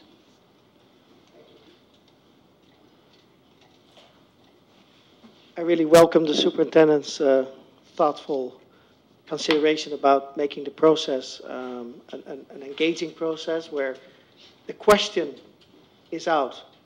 We need the community to help us answer the question. Eventually, the decisions are the board, but we need to have a process.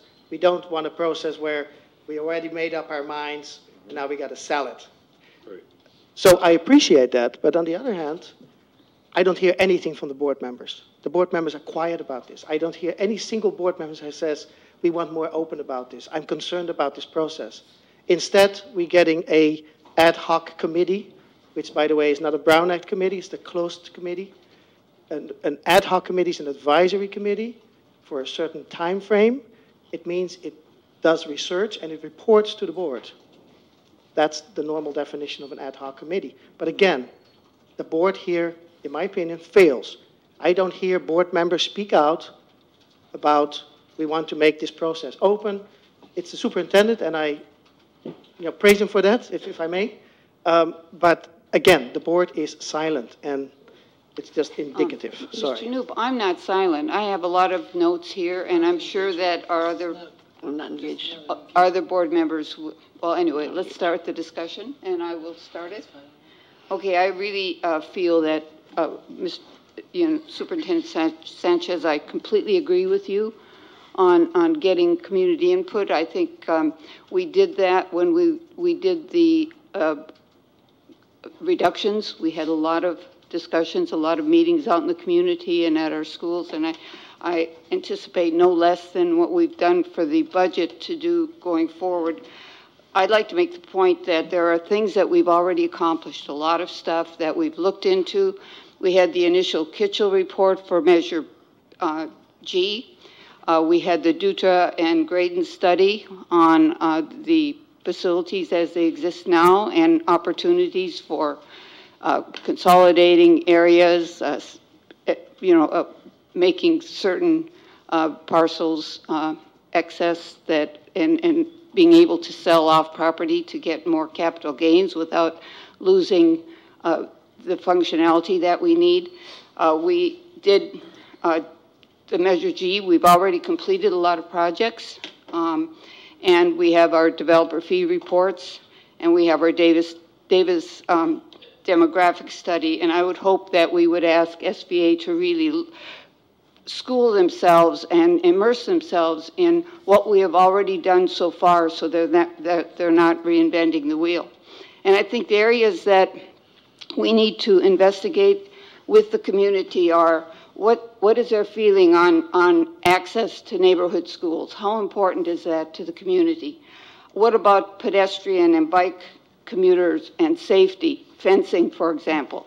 Is there something with regard to safety and fencing that we need to look at in the future because of what's happened recently? Are we giving a priority to students who reside in their attendance area? And should we ask the public about that? What is the impact of areas 2, 3, and 4 on student school attendance areas that they would feed into? And do we have enough room in those schools, or do we have to create or build a new school in Area 3 where we already have land? What is the cost and feasibility, for example, of relocating the district office to the McGregor site, which has lots of underutilized space, making this space, which is in bad need of upgrade if we were to continue using it, and it's probably not cost effective. And what could we get if we were to sell this and use that capital money for some of the projects that we need?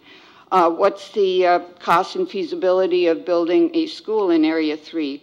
What about modernizations of the junior high and the high school facilities to promote and support a strong STEAM curriculum? What are the current areas of concern around HVAC and door locks, some of the things that have kind of bubbled up to the surface? And with all of that input and input from the board and input from the staff and what they learn when they're actually looking at all of our sites, you know, how are we going to help them prioritize the recommendations they make? So those are just some of the things that I jotted down, because I think it's very important that we make sure that however it happens, that we have a lot of openness, a lot of community input, a lot of discussion about whether or not we need a school.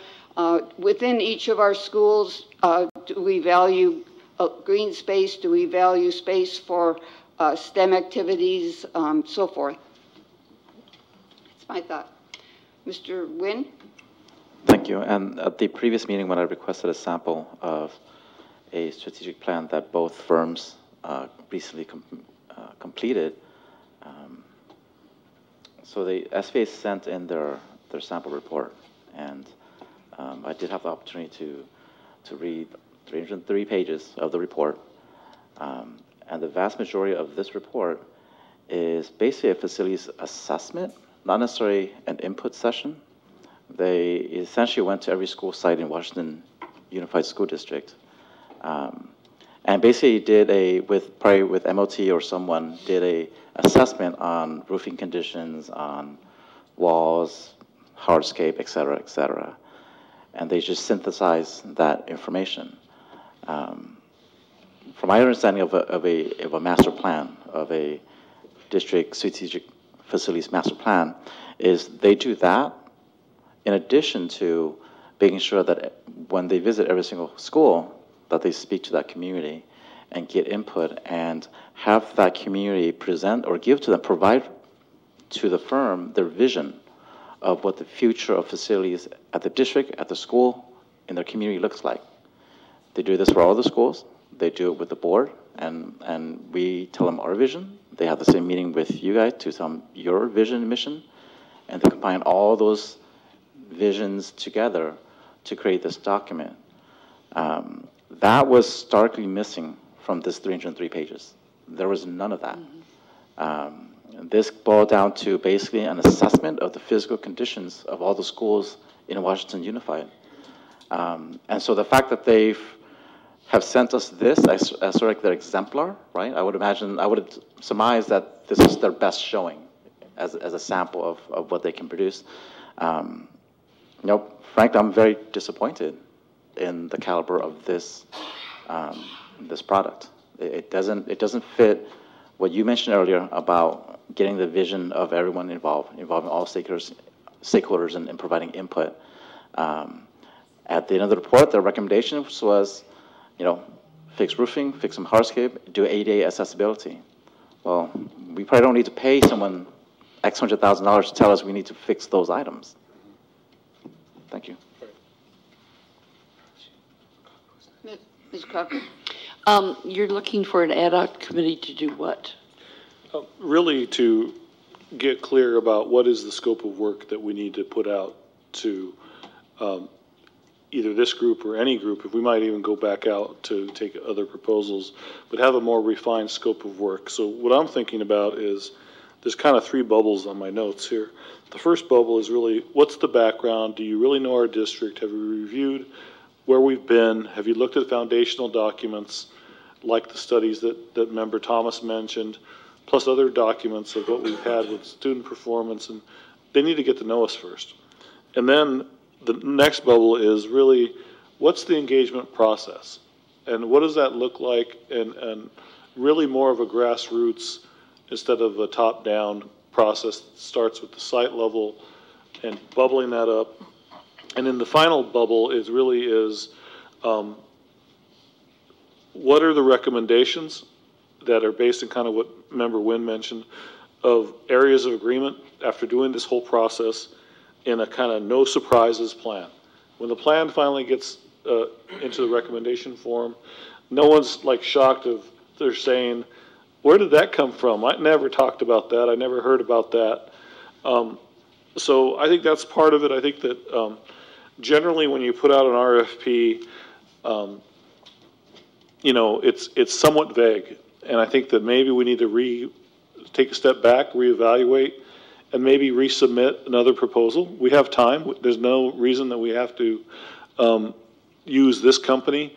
But I think if in engaging with this company to get really clear on what we want and develop a better scope that they can bid on, then I think we can get better products back from them. But what I can say is we've spent a lot of time. I've spent a lot of time with every member of this board talking about this one-on-one, and I think sometimes this type of work and narrowing the scope can't be done in a large group as easily. It's very difficult. Sometimes it's better to brew in a small group and work and then come back and kind of slow that wheel down a little bit. I kind of agree. I think I would have liked to have seen a better final product and more of examples of, because I've told them from the beginning, before they even got to be in the finalist, or as they're actually part of our finalist interview, this board's going to ask a lot of questions about what's your community process. And it still was not as deep as I would have liked to have seen. So, but at the same time, in their defense, we probably could have made that more explicit in the initial RFP. So maybe we need to refine the RFP and go out again. But I think that's kind of the scope of work that I need some help with. But I think it's probably best done in a smaller group, because just getting everyone together is difficult. The other piece is, if you're talking, you only presented one. You're talking about desiring to present one, or you're talking about desiring to present more than one? I think I ultimately would like to help get down to one, but my urgency comes from the place of, I'd like to get this ball rolling before the end of this year so they could start this community process even this summer into next year. So it's not something that I think we have to get done by the end of April, but boy, it'd be nice to have something start at least as late as March. I mean something start, identify a group that we think is going to be able to deliver a product that we want. And but I don't know if it's because to me it's feeling like maybe the RFP wasn't explicit enough, and maybe that's why we didn't get the quality that we wanted. But and I think Brian was the first one to say I was surprised on the quality of product that they delivered. Do you want to expand on that?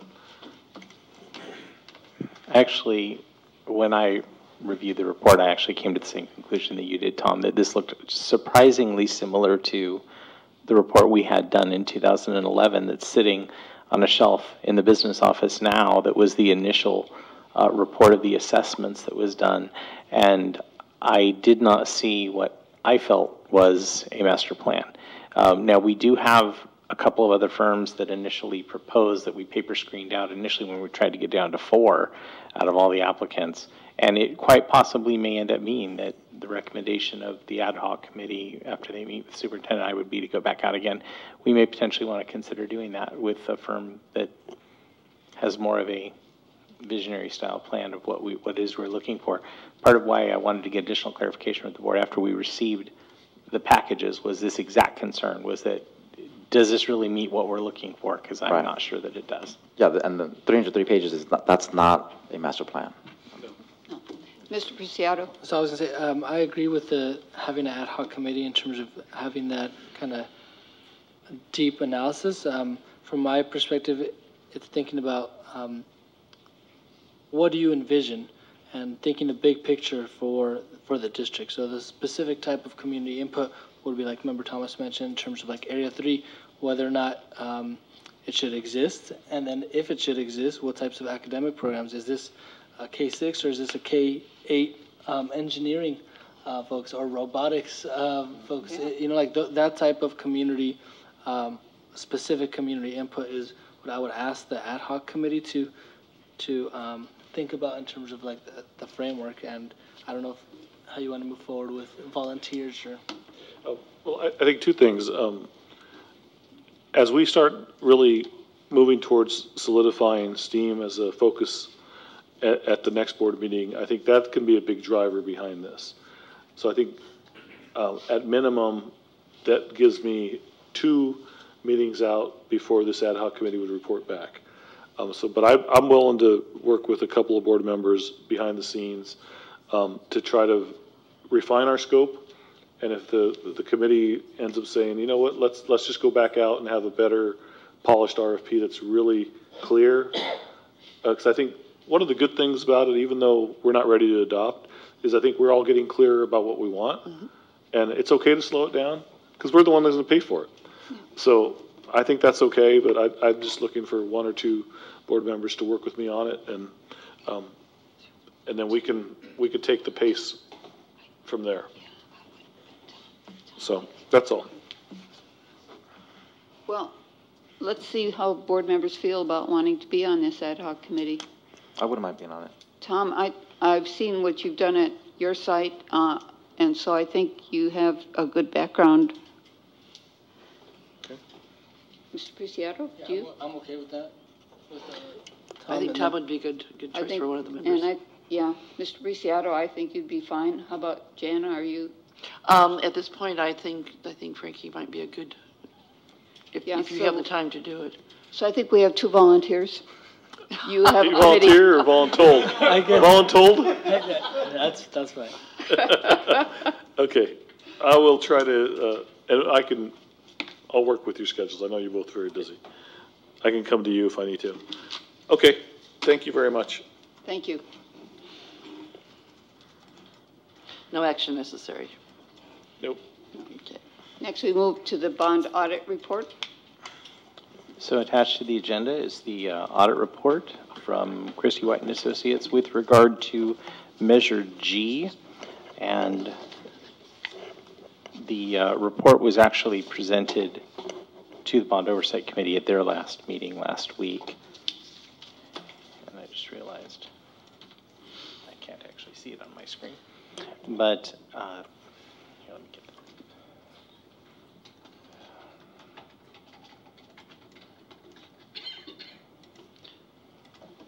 My screen is locked. Oh, here we go. Okay.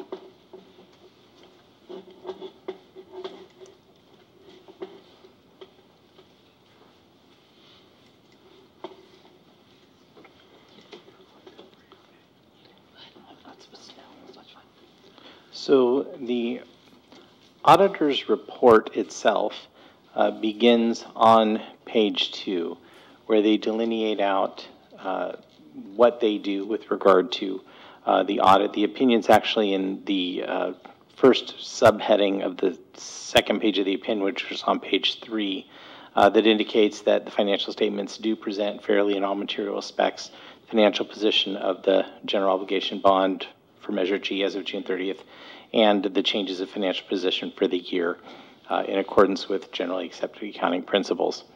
So at June 30th, there were remaining assets of about $17 million. We had accounts payable of $1 million, so net remaining assets for Measure G of just over $16 million as of June the 30th.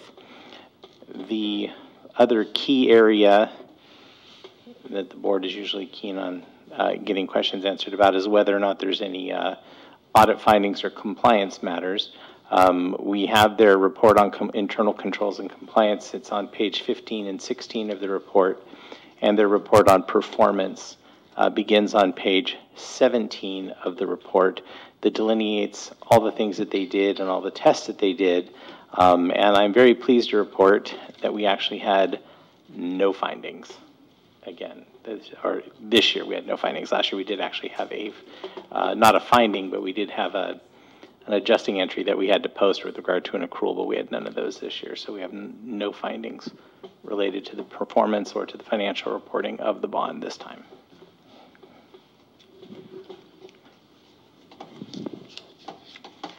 Is there any question or comment from board members?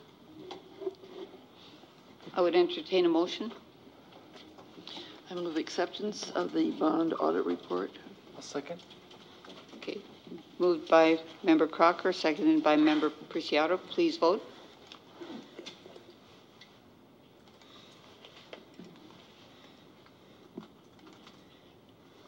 I'm glad there was no 4 findings. ayes. Yeah. Thank you.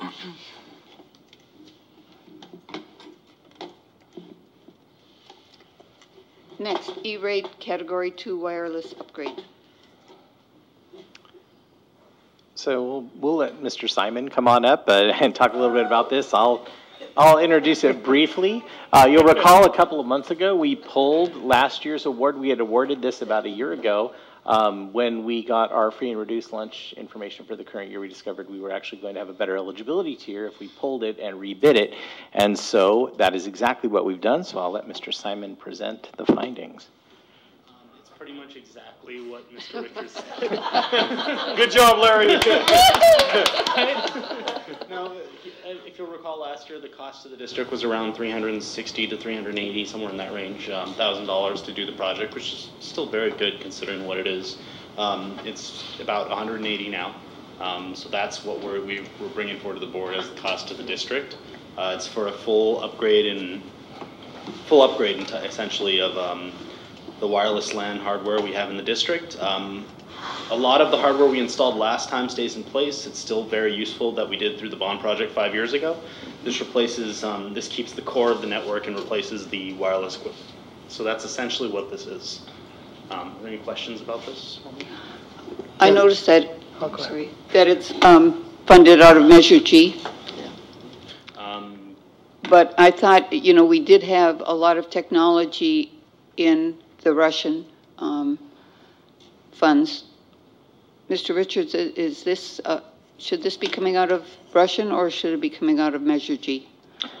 It's eligible to be done out of either one because technology is in the bond and technology is also in the Measure G. So if the board were to choose to fund it the other way around, when we awarded it last year, it was split between E-rate and the bond. And so we kept that funding mechanism because this was a rebid of last year's bid. But if the board wishes to change that around, then that's the board's prerogative. I'm just wondering what effect it has on the balance of technology, or what is the balance of technology that we are having for our year 3 rollout in the Russian? So we've been under every year in terms of the Chromebooks. We came in underestimate every year, right. So we're ahead of schedule in that regard. What's left is the final year of that piece, and then the AV project. Those are the 2 other pieces. So there was the E-rate was never part of that. It was never originally planned for that, that I'm aware of. Okay. We did have wireless and technology in the original bonds. That would make a lot of sense. Yeah, Mr. Preciado? I was going to ask in terms of the longevity, and that's one of the things that with any technology. So what's your thoughts on? So I would say what we planned for and what we priced around in this document is an 8-year lifespan. I would say an 8-year is very healthy, but it will go longer if we need it to. But an 8-year is a good plan for this kind of equipment. Thank you. I would recommend open. I'll move to approve. Mr. Preciado moves. A second. Second by Mr. Nguyen. Please vote. Sorry. that's a mistake. Okay, please vote.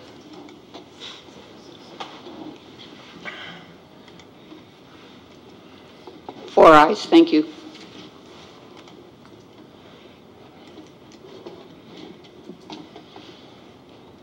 Next, we moved on to Board Policy Administrative Regulation 5123. Yes, good evening. I come forward for a first reading, our promotion, acceleration, and retention policy. This is something that needs to be updated so that we are current as we look to work with our students who are promoting, or accelerating, or retaining, and we come forward at first reading.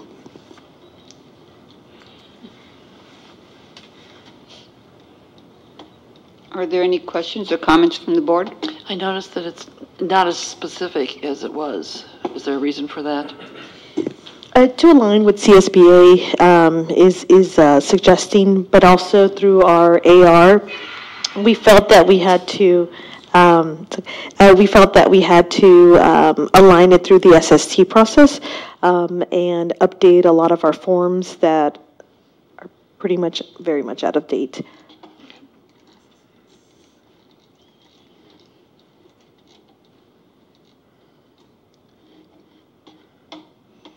I had noticed a small typo earlier, but this is going to come back, so I'll talk to you offline about it.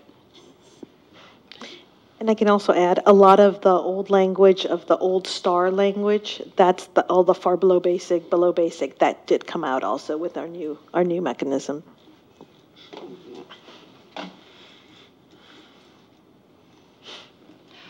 Do you feel there's any maybe difficulty in people between the green that is our wording, and later on there's additional wording, I believe? Is there any conflict? Is it conflict with our wording and CSBA? Is that the question? No, I don't. Maybe I should have written down my comments earlier, but I'll ask you offline when we bring this back. Okay, we're going to bring that back for a second reading.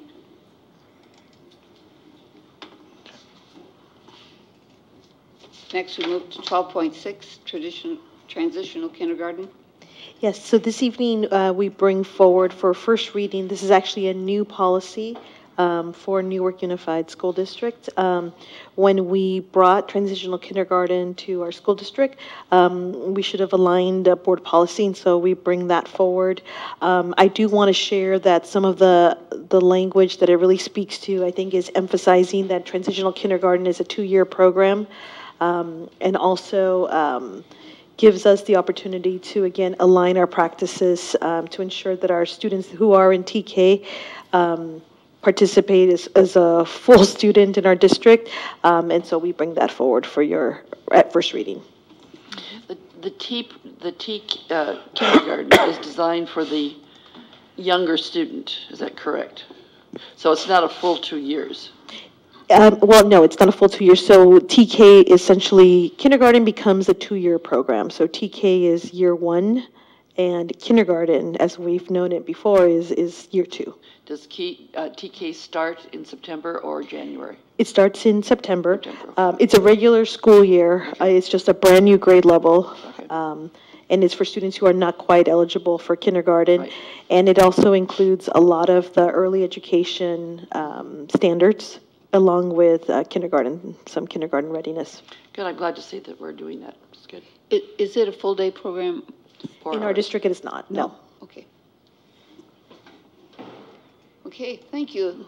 Seeing no one wanting to speak to this any further, we will move on. The Citizens Bond Oversight Committee presentation of information. Last week, we really didn't have a chance because of we condensed the meeting to really have a discussion following the presentation that Ms. Parks made. So I would invite Ms. Parks to come up and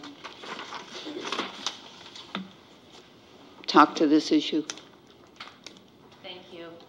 Since there are two board members that weren't here last time, I was advised to just go ahead and read the speech that I gave last time. On behalf of the Measure G Citizens Bond Oversight Committee, I would like to extend our thanks for placing the item on the agenda on such short notice. I'm just going to reread to you what I read before for those that weren't there. For the last 6 years, the CBOC has taken seriously its responsibilities to this community. We have met quarterly, diligently kept an eye on the various projects and the Measure G finances. It hasn't been without struggles. If you recall, the first 2 years we had issues with the information provided by the audit firm. In previous annual reports, we have cited the committee's struggles to get annual facility tours and the lack of receiving necessary information in a timely fashion. As the chair of the committee has directed me to bring a situation to your attention and seek your assistance. On January 4th, 2018, the CBOC had a special meeting in which we toured half of the school sites. With us on the tour was the interim MOT director, Shelley Arthur, and two VANA representatives, Robert Sands and Eric Berger. The tour took place on Ms. Arthur's first day as interim MOT director. We were fully aware Ms. Arthur would have limited answers pertaining to the projects. However, Mr. Sands had been working in Newark for almost 3 years, and Mr. Berger oversaw the play structure projects. As we toured the various sites, it was very apparent the VANA representatives couldn't answer the questions posed by the committee members.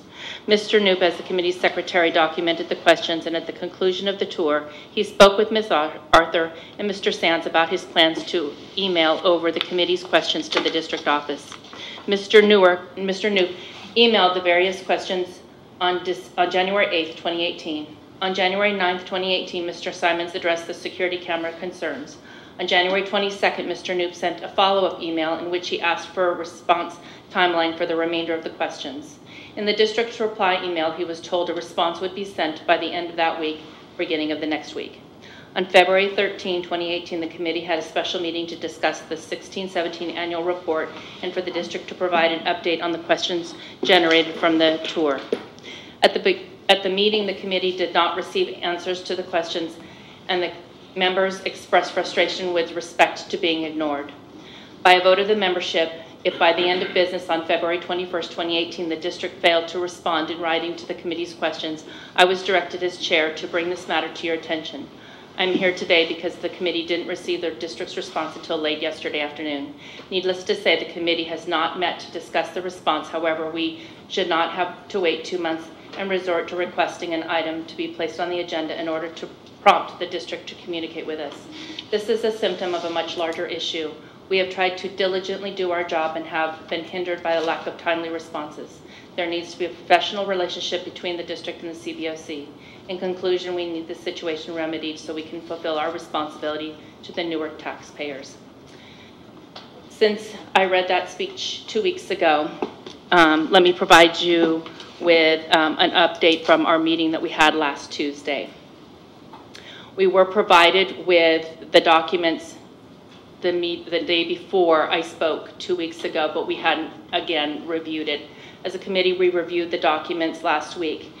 The HVAC question that we had, which our question was to please provide a breakdown of the total number of HVAC units by site.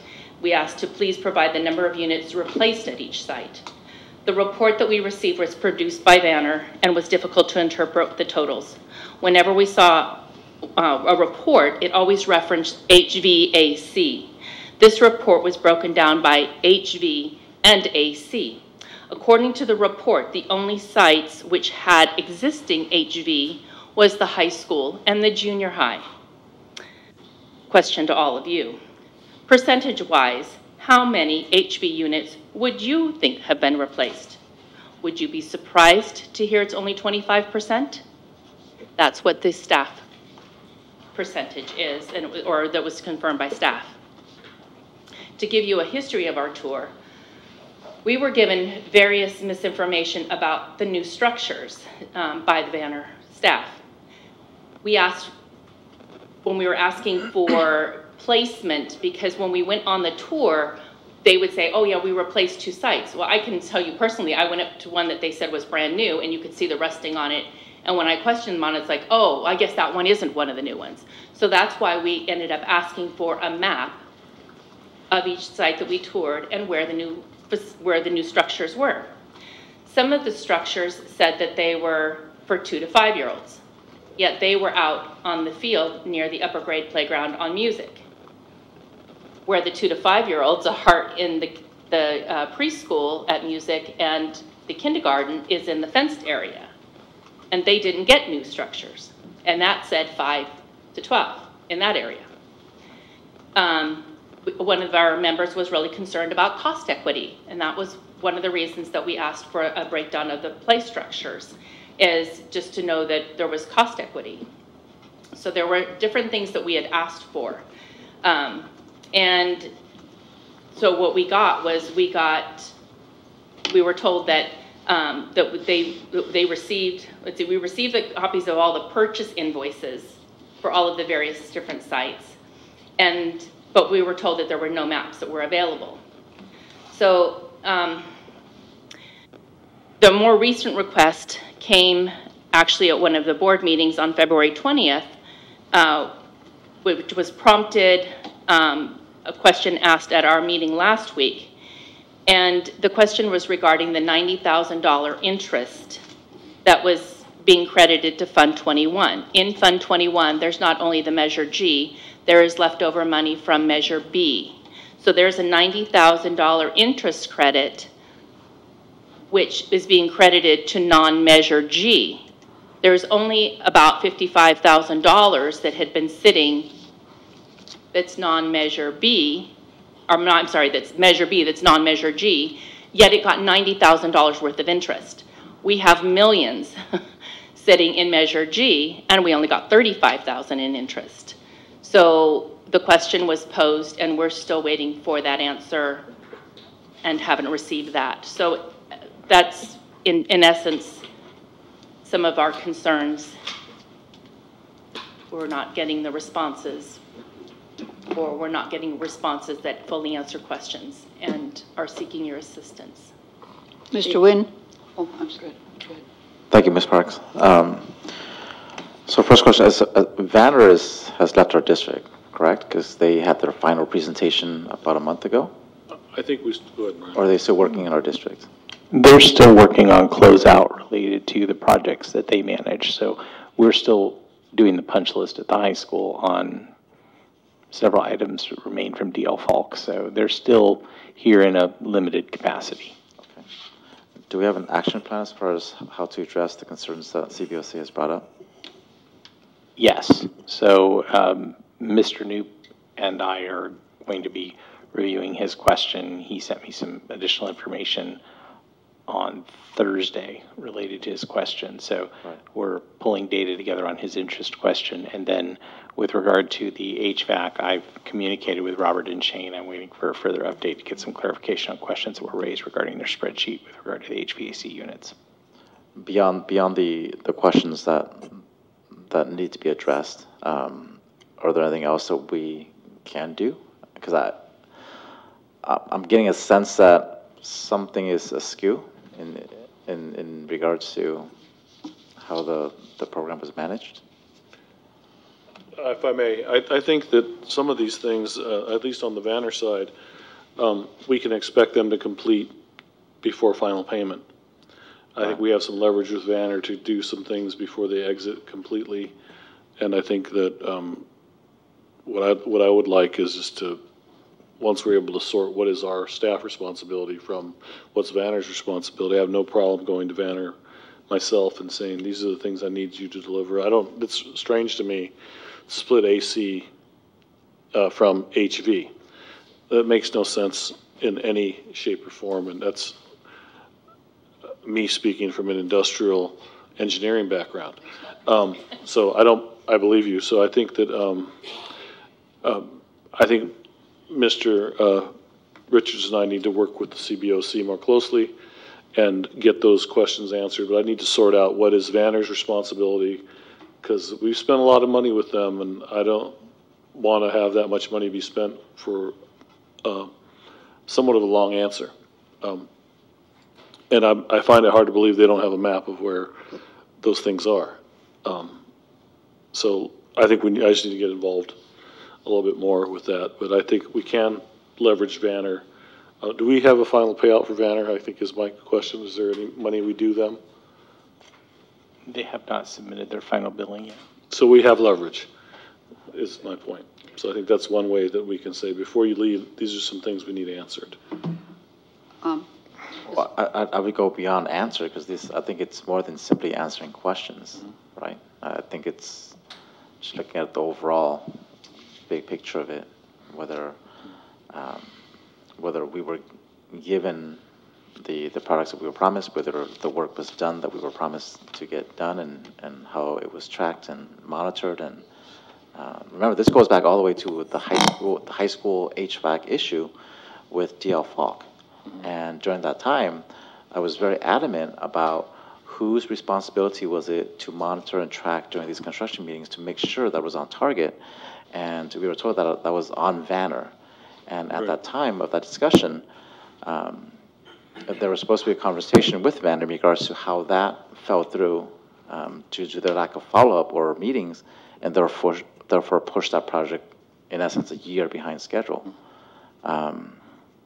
So this isn't a new conversation. This is more of the same in regards to issues that I've expressed in regards to Vanner all the way back to Memorial and DL Falk. Okay. You know, regarding the play structures, we were told that all the play structures needed to be replaced in the district, and now to hear that there are play structures that are rusted out or have rust on them, not rusted out, but have rust on them. And I was surprised when the actual contracted price came in well below what we originally approved.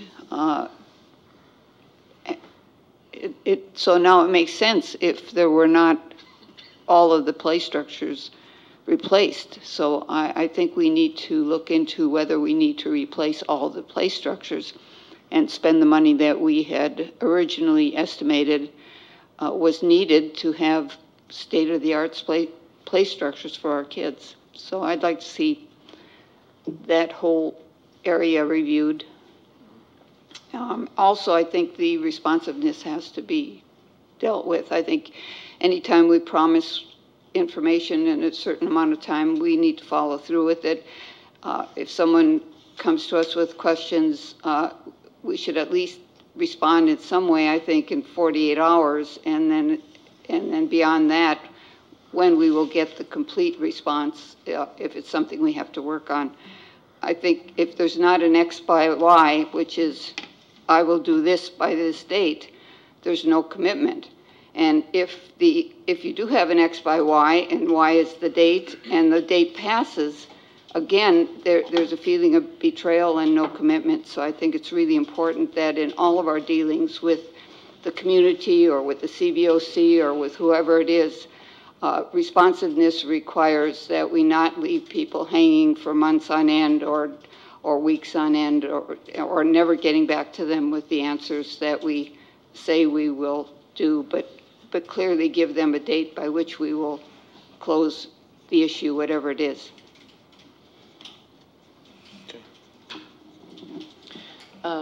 You're going to take care of that, Mr. Sanchez? I'm going to get involved.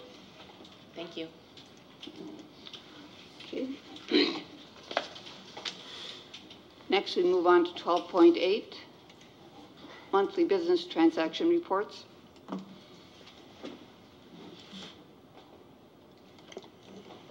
These were already approved by the board at the last board meeting. We re-agendized them at President Thomas's request, so I'm not sure what additional questions, if any of the board members have, but these are the same reports that were actually presented at our last board meeting. They were approved. Yes, they were. This was part of the monthly progress monitoring of our budget. I thought it was important to put it back on the agenda because we didn't really have time to talk about it, but it's something the board was desiring relative to where are we relative to how much we're spending, and I think it was still worth putting it back on the agenda to let the public know that the board is being is observing their fiduciary responsibility. Right, and we really didn't have a chance to comment on it because we called the rest of the agenda, but I like this report, the second one, the fund balance summary. I think that really, helps us see that at 50% of the year, we're sort of tracking our revenues and our expenditures. I have a question about the interfund transfers in and out. But I think you'd said that the $3 million is not, I mean, yes, the $3 million is not something that we will end the year with, but that we've kept it this way for cash flow purposes. Correct, because the second half of property taxes posts in April. As everyone knows, their taxes are due on April the 10th. Toward the end of April, the county will actually post the property taxes to our accounts, and then when they do, we'll be able to project out the rest of the year. But usually the March payroll and the November payroll are the two low points for cash. Okay. Do you have any idea how much we'll have to pull out of Fund 17? Rough numbers, ballpark numbers? I would say that somewhere between 1 and 2 million will be able to go back into Fund 17, but I don't have a precise number at this time. Okay. The question I had on the other account component summary activity change page, I think that would be helpful if we had better descriptions. Those are abbreviated descriptions. I mean, I know what leases and rent is, but I'm not sure what ERAF is, or PY taxes, or HOX, or EPA. Those actually happen to be descriptions that we don't, the short description of accounts, unfortunately, is something that for certain object codes we don't control, the county controls.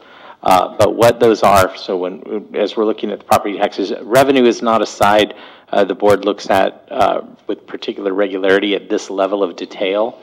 But those are all the 80 series, or 8011 through 8047, are what are known as now the local control funding formula. So 8011 is our state aid portion, and then beginning with our 8012 is the Education Protection Act. That's the money that was part of that extra tax that was passed a few years ago and then was renewed 2 elections ago now, the EPA, the Education Protection Act funding. It's a portion, it's a subset of our local control funding formula, but it gets reported with its own separate object code. What I'm asking though is can you insert a longer description, put this in a spreadsheet and then create a longer description? I can work with staff to see what we can accomplish on making a better legend. Yeah. Sure. Yeah. But thank you for these reports. And it would be nice to have the fund identified other than Fund 1, 2, people in terms of at least having a reference in terms of what the funds are. Yeah. Okay. Just for clarity for people looking at it. Okay. Right. Mr. Preciado? Yeah, so from my perspective, and this is just, again, my view, I'm not as interested in terms of the account component of more of the specific descriptions. I'm more of thinking the fund balance summary, I like that one, but if there's a way to make it even more public friendly, so just like we had the different areas when we were talking about the different cuts that we were going to make and figure out the high level items. I don't know if it's organized in that way, but thinking about okay, here is the staff salaries or whatever, and we are about 49%. So kind of more public friendly, like if I passed out this page 1 of 11 of the fund balance summary to anyone who's not an accountant or CPA or knows how to read financial reports, it's not really accessible from my perspective. But I do like the percentages because that says a lot in terms of where we're at. So what I take from that one would be, if you look at the total expenditures, there's a budget, there's the actual encumbrance, and then what's available, 43%. And Member Thomas mentioned in terms of where we're at, we're in terms of the year, it was the end of January. So figuring out that we're on track. So I guess that's just my 2 cents with that. Okay, well, there are many other reports in the system. We'll pull some of the others that are available and see if there's one that more closely aligns to, that people think is more user-friendly.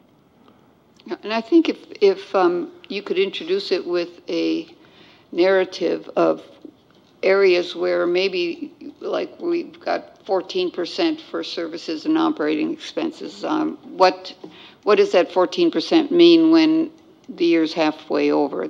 If you could kind of make a narrative out of it and pull issues out that we might want to know about, or help us figure out what questions we'd ask if we were more knowledgeable about some of these accounts, for example, or the seasonality of reporting that would require, like I spoke with you today offline, seasonality of our water and gas usage and how that might translate into a percentage that isn't indicative of where we are in the year, a month to month. Do you know what I mean? Yes, I understand what you're asking. Okay. Anything else? We'll keep working on it. Okay, thank you.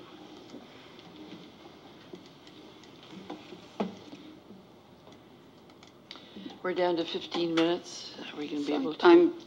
Okay. It's consent. The rest is consent item. I think the rest is consent. It should go pretty quickly, but we have employee organizations.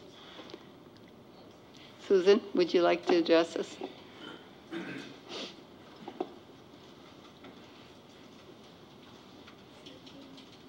I haven't been up for a while. I really don't have a lot to say, although I always say that and didn't talk too much.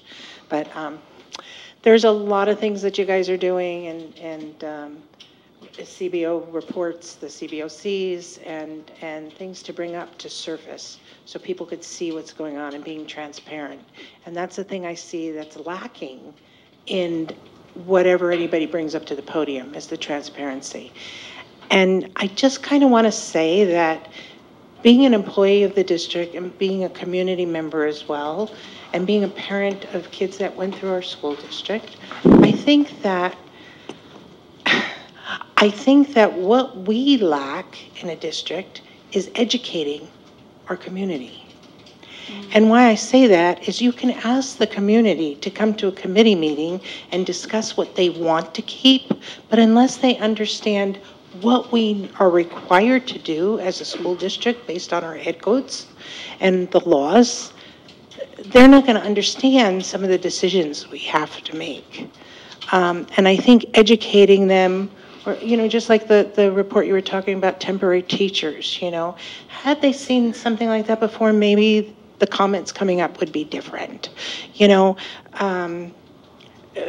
Finding the money to figure out how to keep these teachers, we could have stopped all that drama had we worked on certain things before. But we can't, we make decisions based on what we're required to do. Some of them good, some of them bad. But unless you educate the public, they're not going to be able to respond to us or anyone in helping. And they're going to constantly feel like they have been ignored when they bring things forward.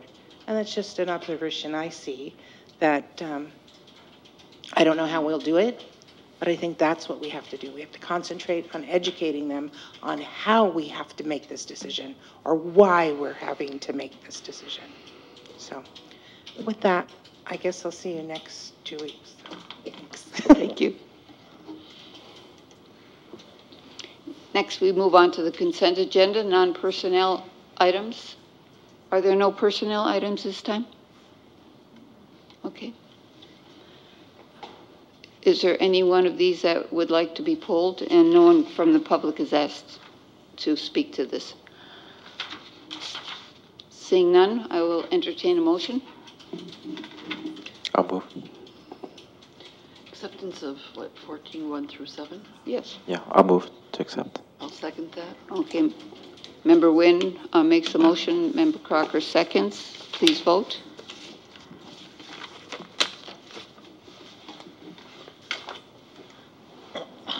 Four ayes. Thank you. Finally, we move on to Board of Education Committee reports, announcements, requests, debrief, and discussion. Mr. Nguyen. Thank you. My apologies for missing the last board meeting. I was at a WASC visit up in Luther Burbank High School. And not to throw any additional salt onto the proverbial wound, but they do very well with A through G. There's A through G eligibility as well. Same size as Memorial. Minority enrollment of 95%. 92% free and reduced lunch. So it's very, very needy community. Their ELA CAS scores are lower than Memorial's. They're at 42%. Their math is much lower than Memorial. They're at 13.1%. But their A through G is 51.5%. Yeah. Sorry. Member Crocker. The only comment I would make had to do with the visit to the junior high. We've always spoken about that, so that's all I have today. No requests. Member Preciado. Yes, echoing Member Nguyen's comment in terms of we need to spend a lot more time focusing on academics and the planning and making sure that we're having these conversations so we figure out how to move forward collectively and building on that. For the city school liaison, I would ask if there are any board members who have agenda items that want to be discussed, that they can send it to myself or Member Crocker so that they can get placed on that on the next meeting. And that's all I have. Do we have a date for the next meeting? Yes. What is it? April 16th. So April 16th, so we have another, actually it's before the next meeting then, isn't it? It's a day before. That's correct. I need to post before the 9th in Yep. the city. Okay, all I have to say is that I went up to the Legislative Action Day and we talked to our legislators and talked about the importance of adequate funding and some other issues, and I think they were very receptive. I don't know how quickly or if they'll be able to move on the issues that we brought, but they listened and they were a lot more knowledgeable, I would say, about our issues than the previous year when I went. So I think CSBA is doing a good job for us. Also, I did, at the last ROP meeting, I mentioned earlier that we had a presentation from the ROP teacher at the high school that teaches 190 students, and he had two of his students give testimonials, and it sounds like he's doing a fantastic job, and his students are engaged. They love the course. They're learning a lot from him. They showed us a resume, how they learned how to write a resume, a lot of good information, and I'm wondering if the board would be open to having them come, and it's only a 5 or 10 minute presentation, and it helps us, I think, understand what ROP is doing for us. So maybe I can ask if that can be put on the next agenda. I'll talk offline with you, Letty, or you, Mr. Sanchez. Yes. Okay, thank either you. one's fine. Superintendent? I think one addition that I wanted to mention in my concluding comments, as we think about facility master plan, strategic plan, and energy master plan, is the element of safety and security for our buildings. I think that's one thing that we can't let fall off the radar, especially in light of recent events, even today, and things that are happening around the world. I think we have to kind of probably take a step back and look at that as part of this community process. If we do something like that with another architect, that's something that I think we need to ask some experts to help us with. And on a personal note, I want to share, as a proud father, my son is now at 11th grader pitching varsity. So that's good, and my daughter has scored well above grade level in math, so they're both doing well in those regards. So very different kids, but that's all I have at this time. Well, I just had one observation, if you don't mind me cycling back. I know we had a wonderful presentation about one child and the parent partners. I think it would be helpful if we would agendize that in the future so that, otherwise it's almost like a non-agenda item and they should have been restricted to 3 minutes, but just in the future. Okay. Thank you. Anything? Yeah, good. Meeting adjourned at All right. Thank you, guys. 9:55.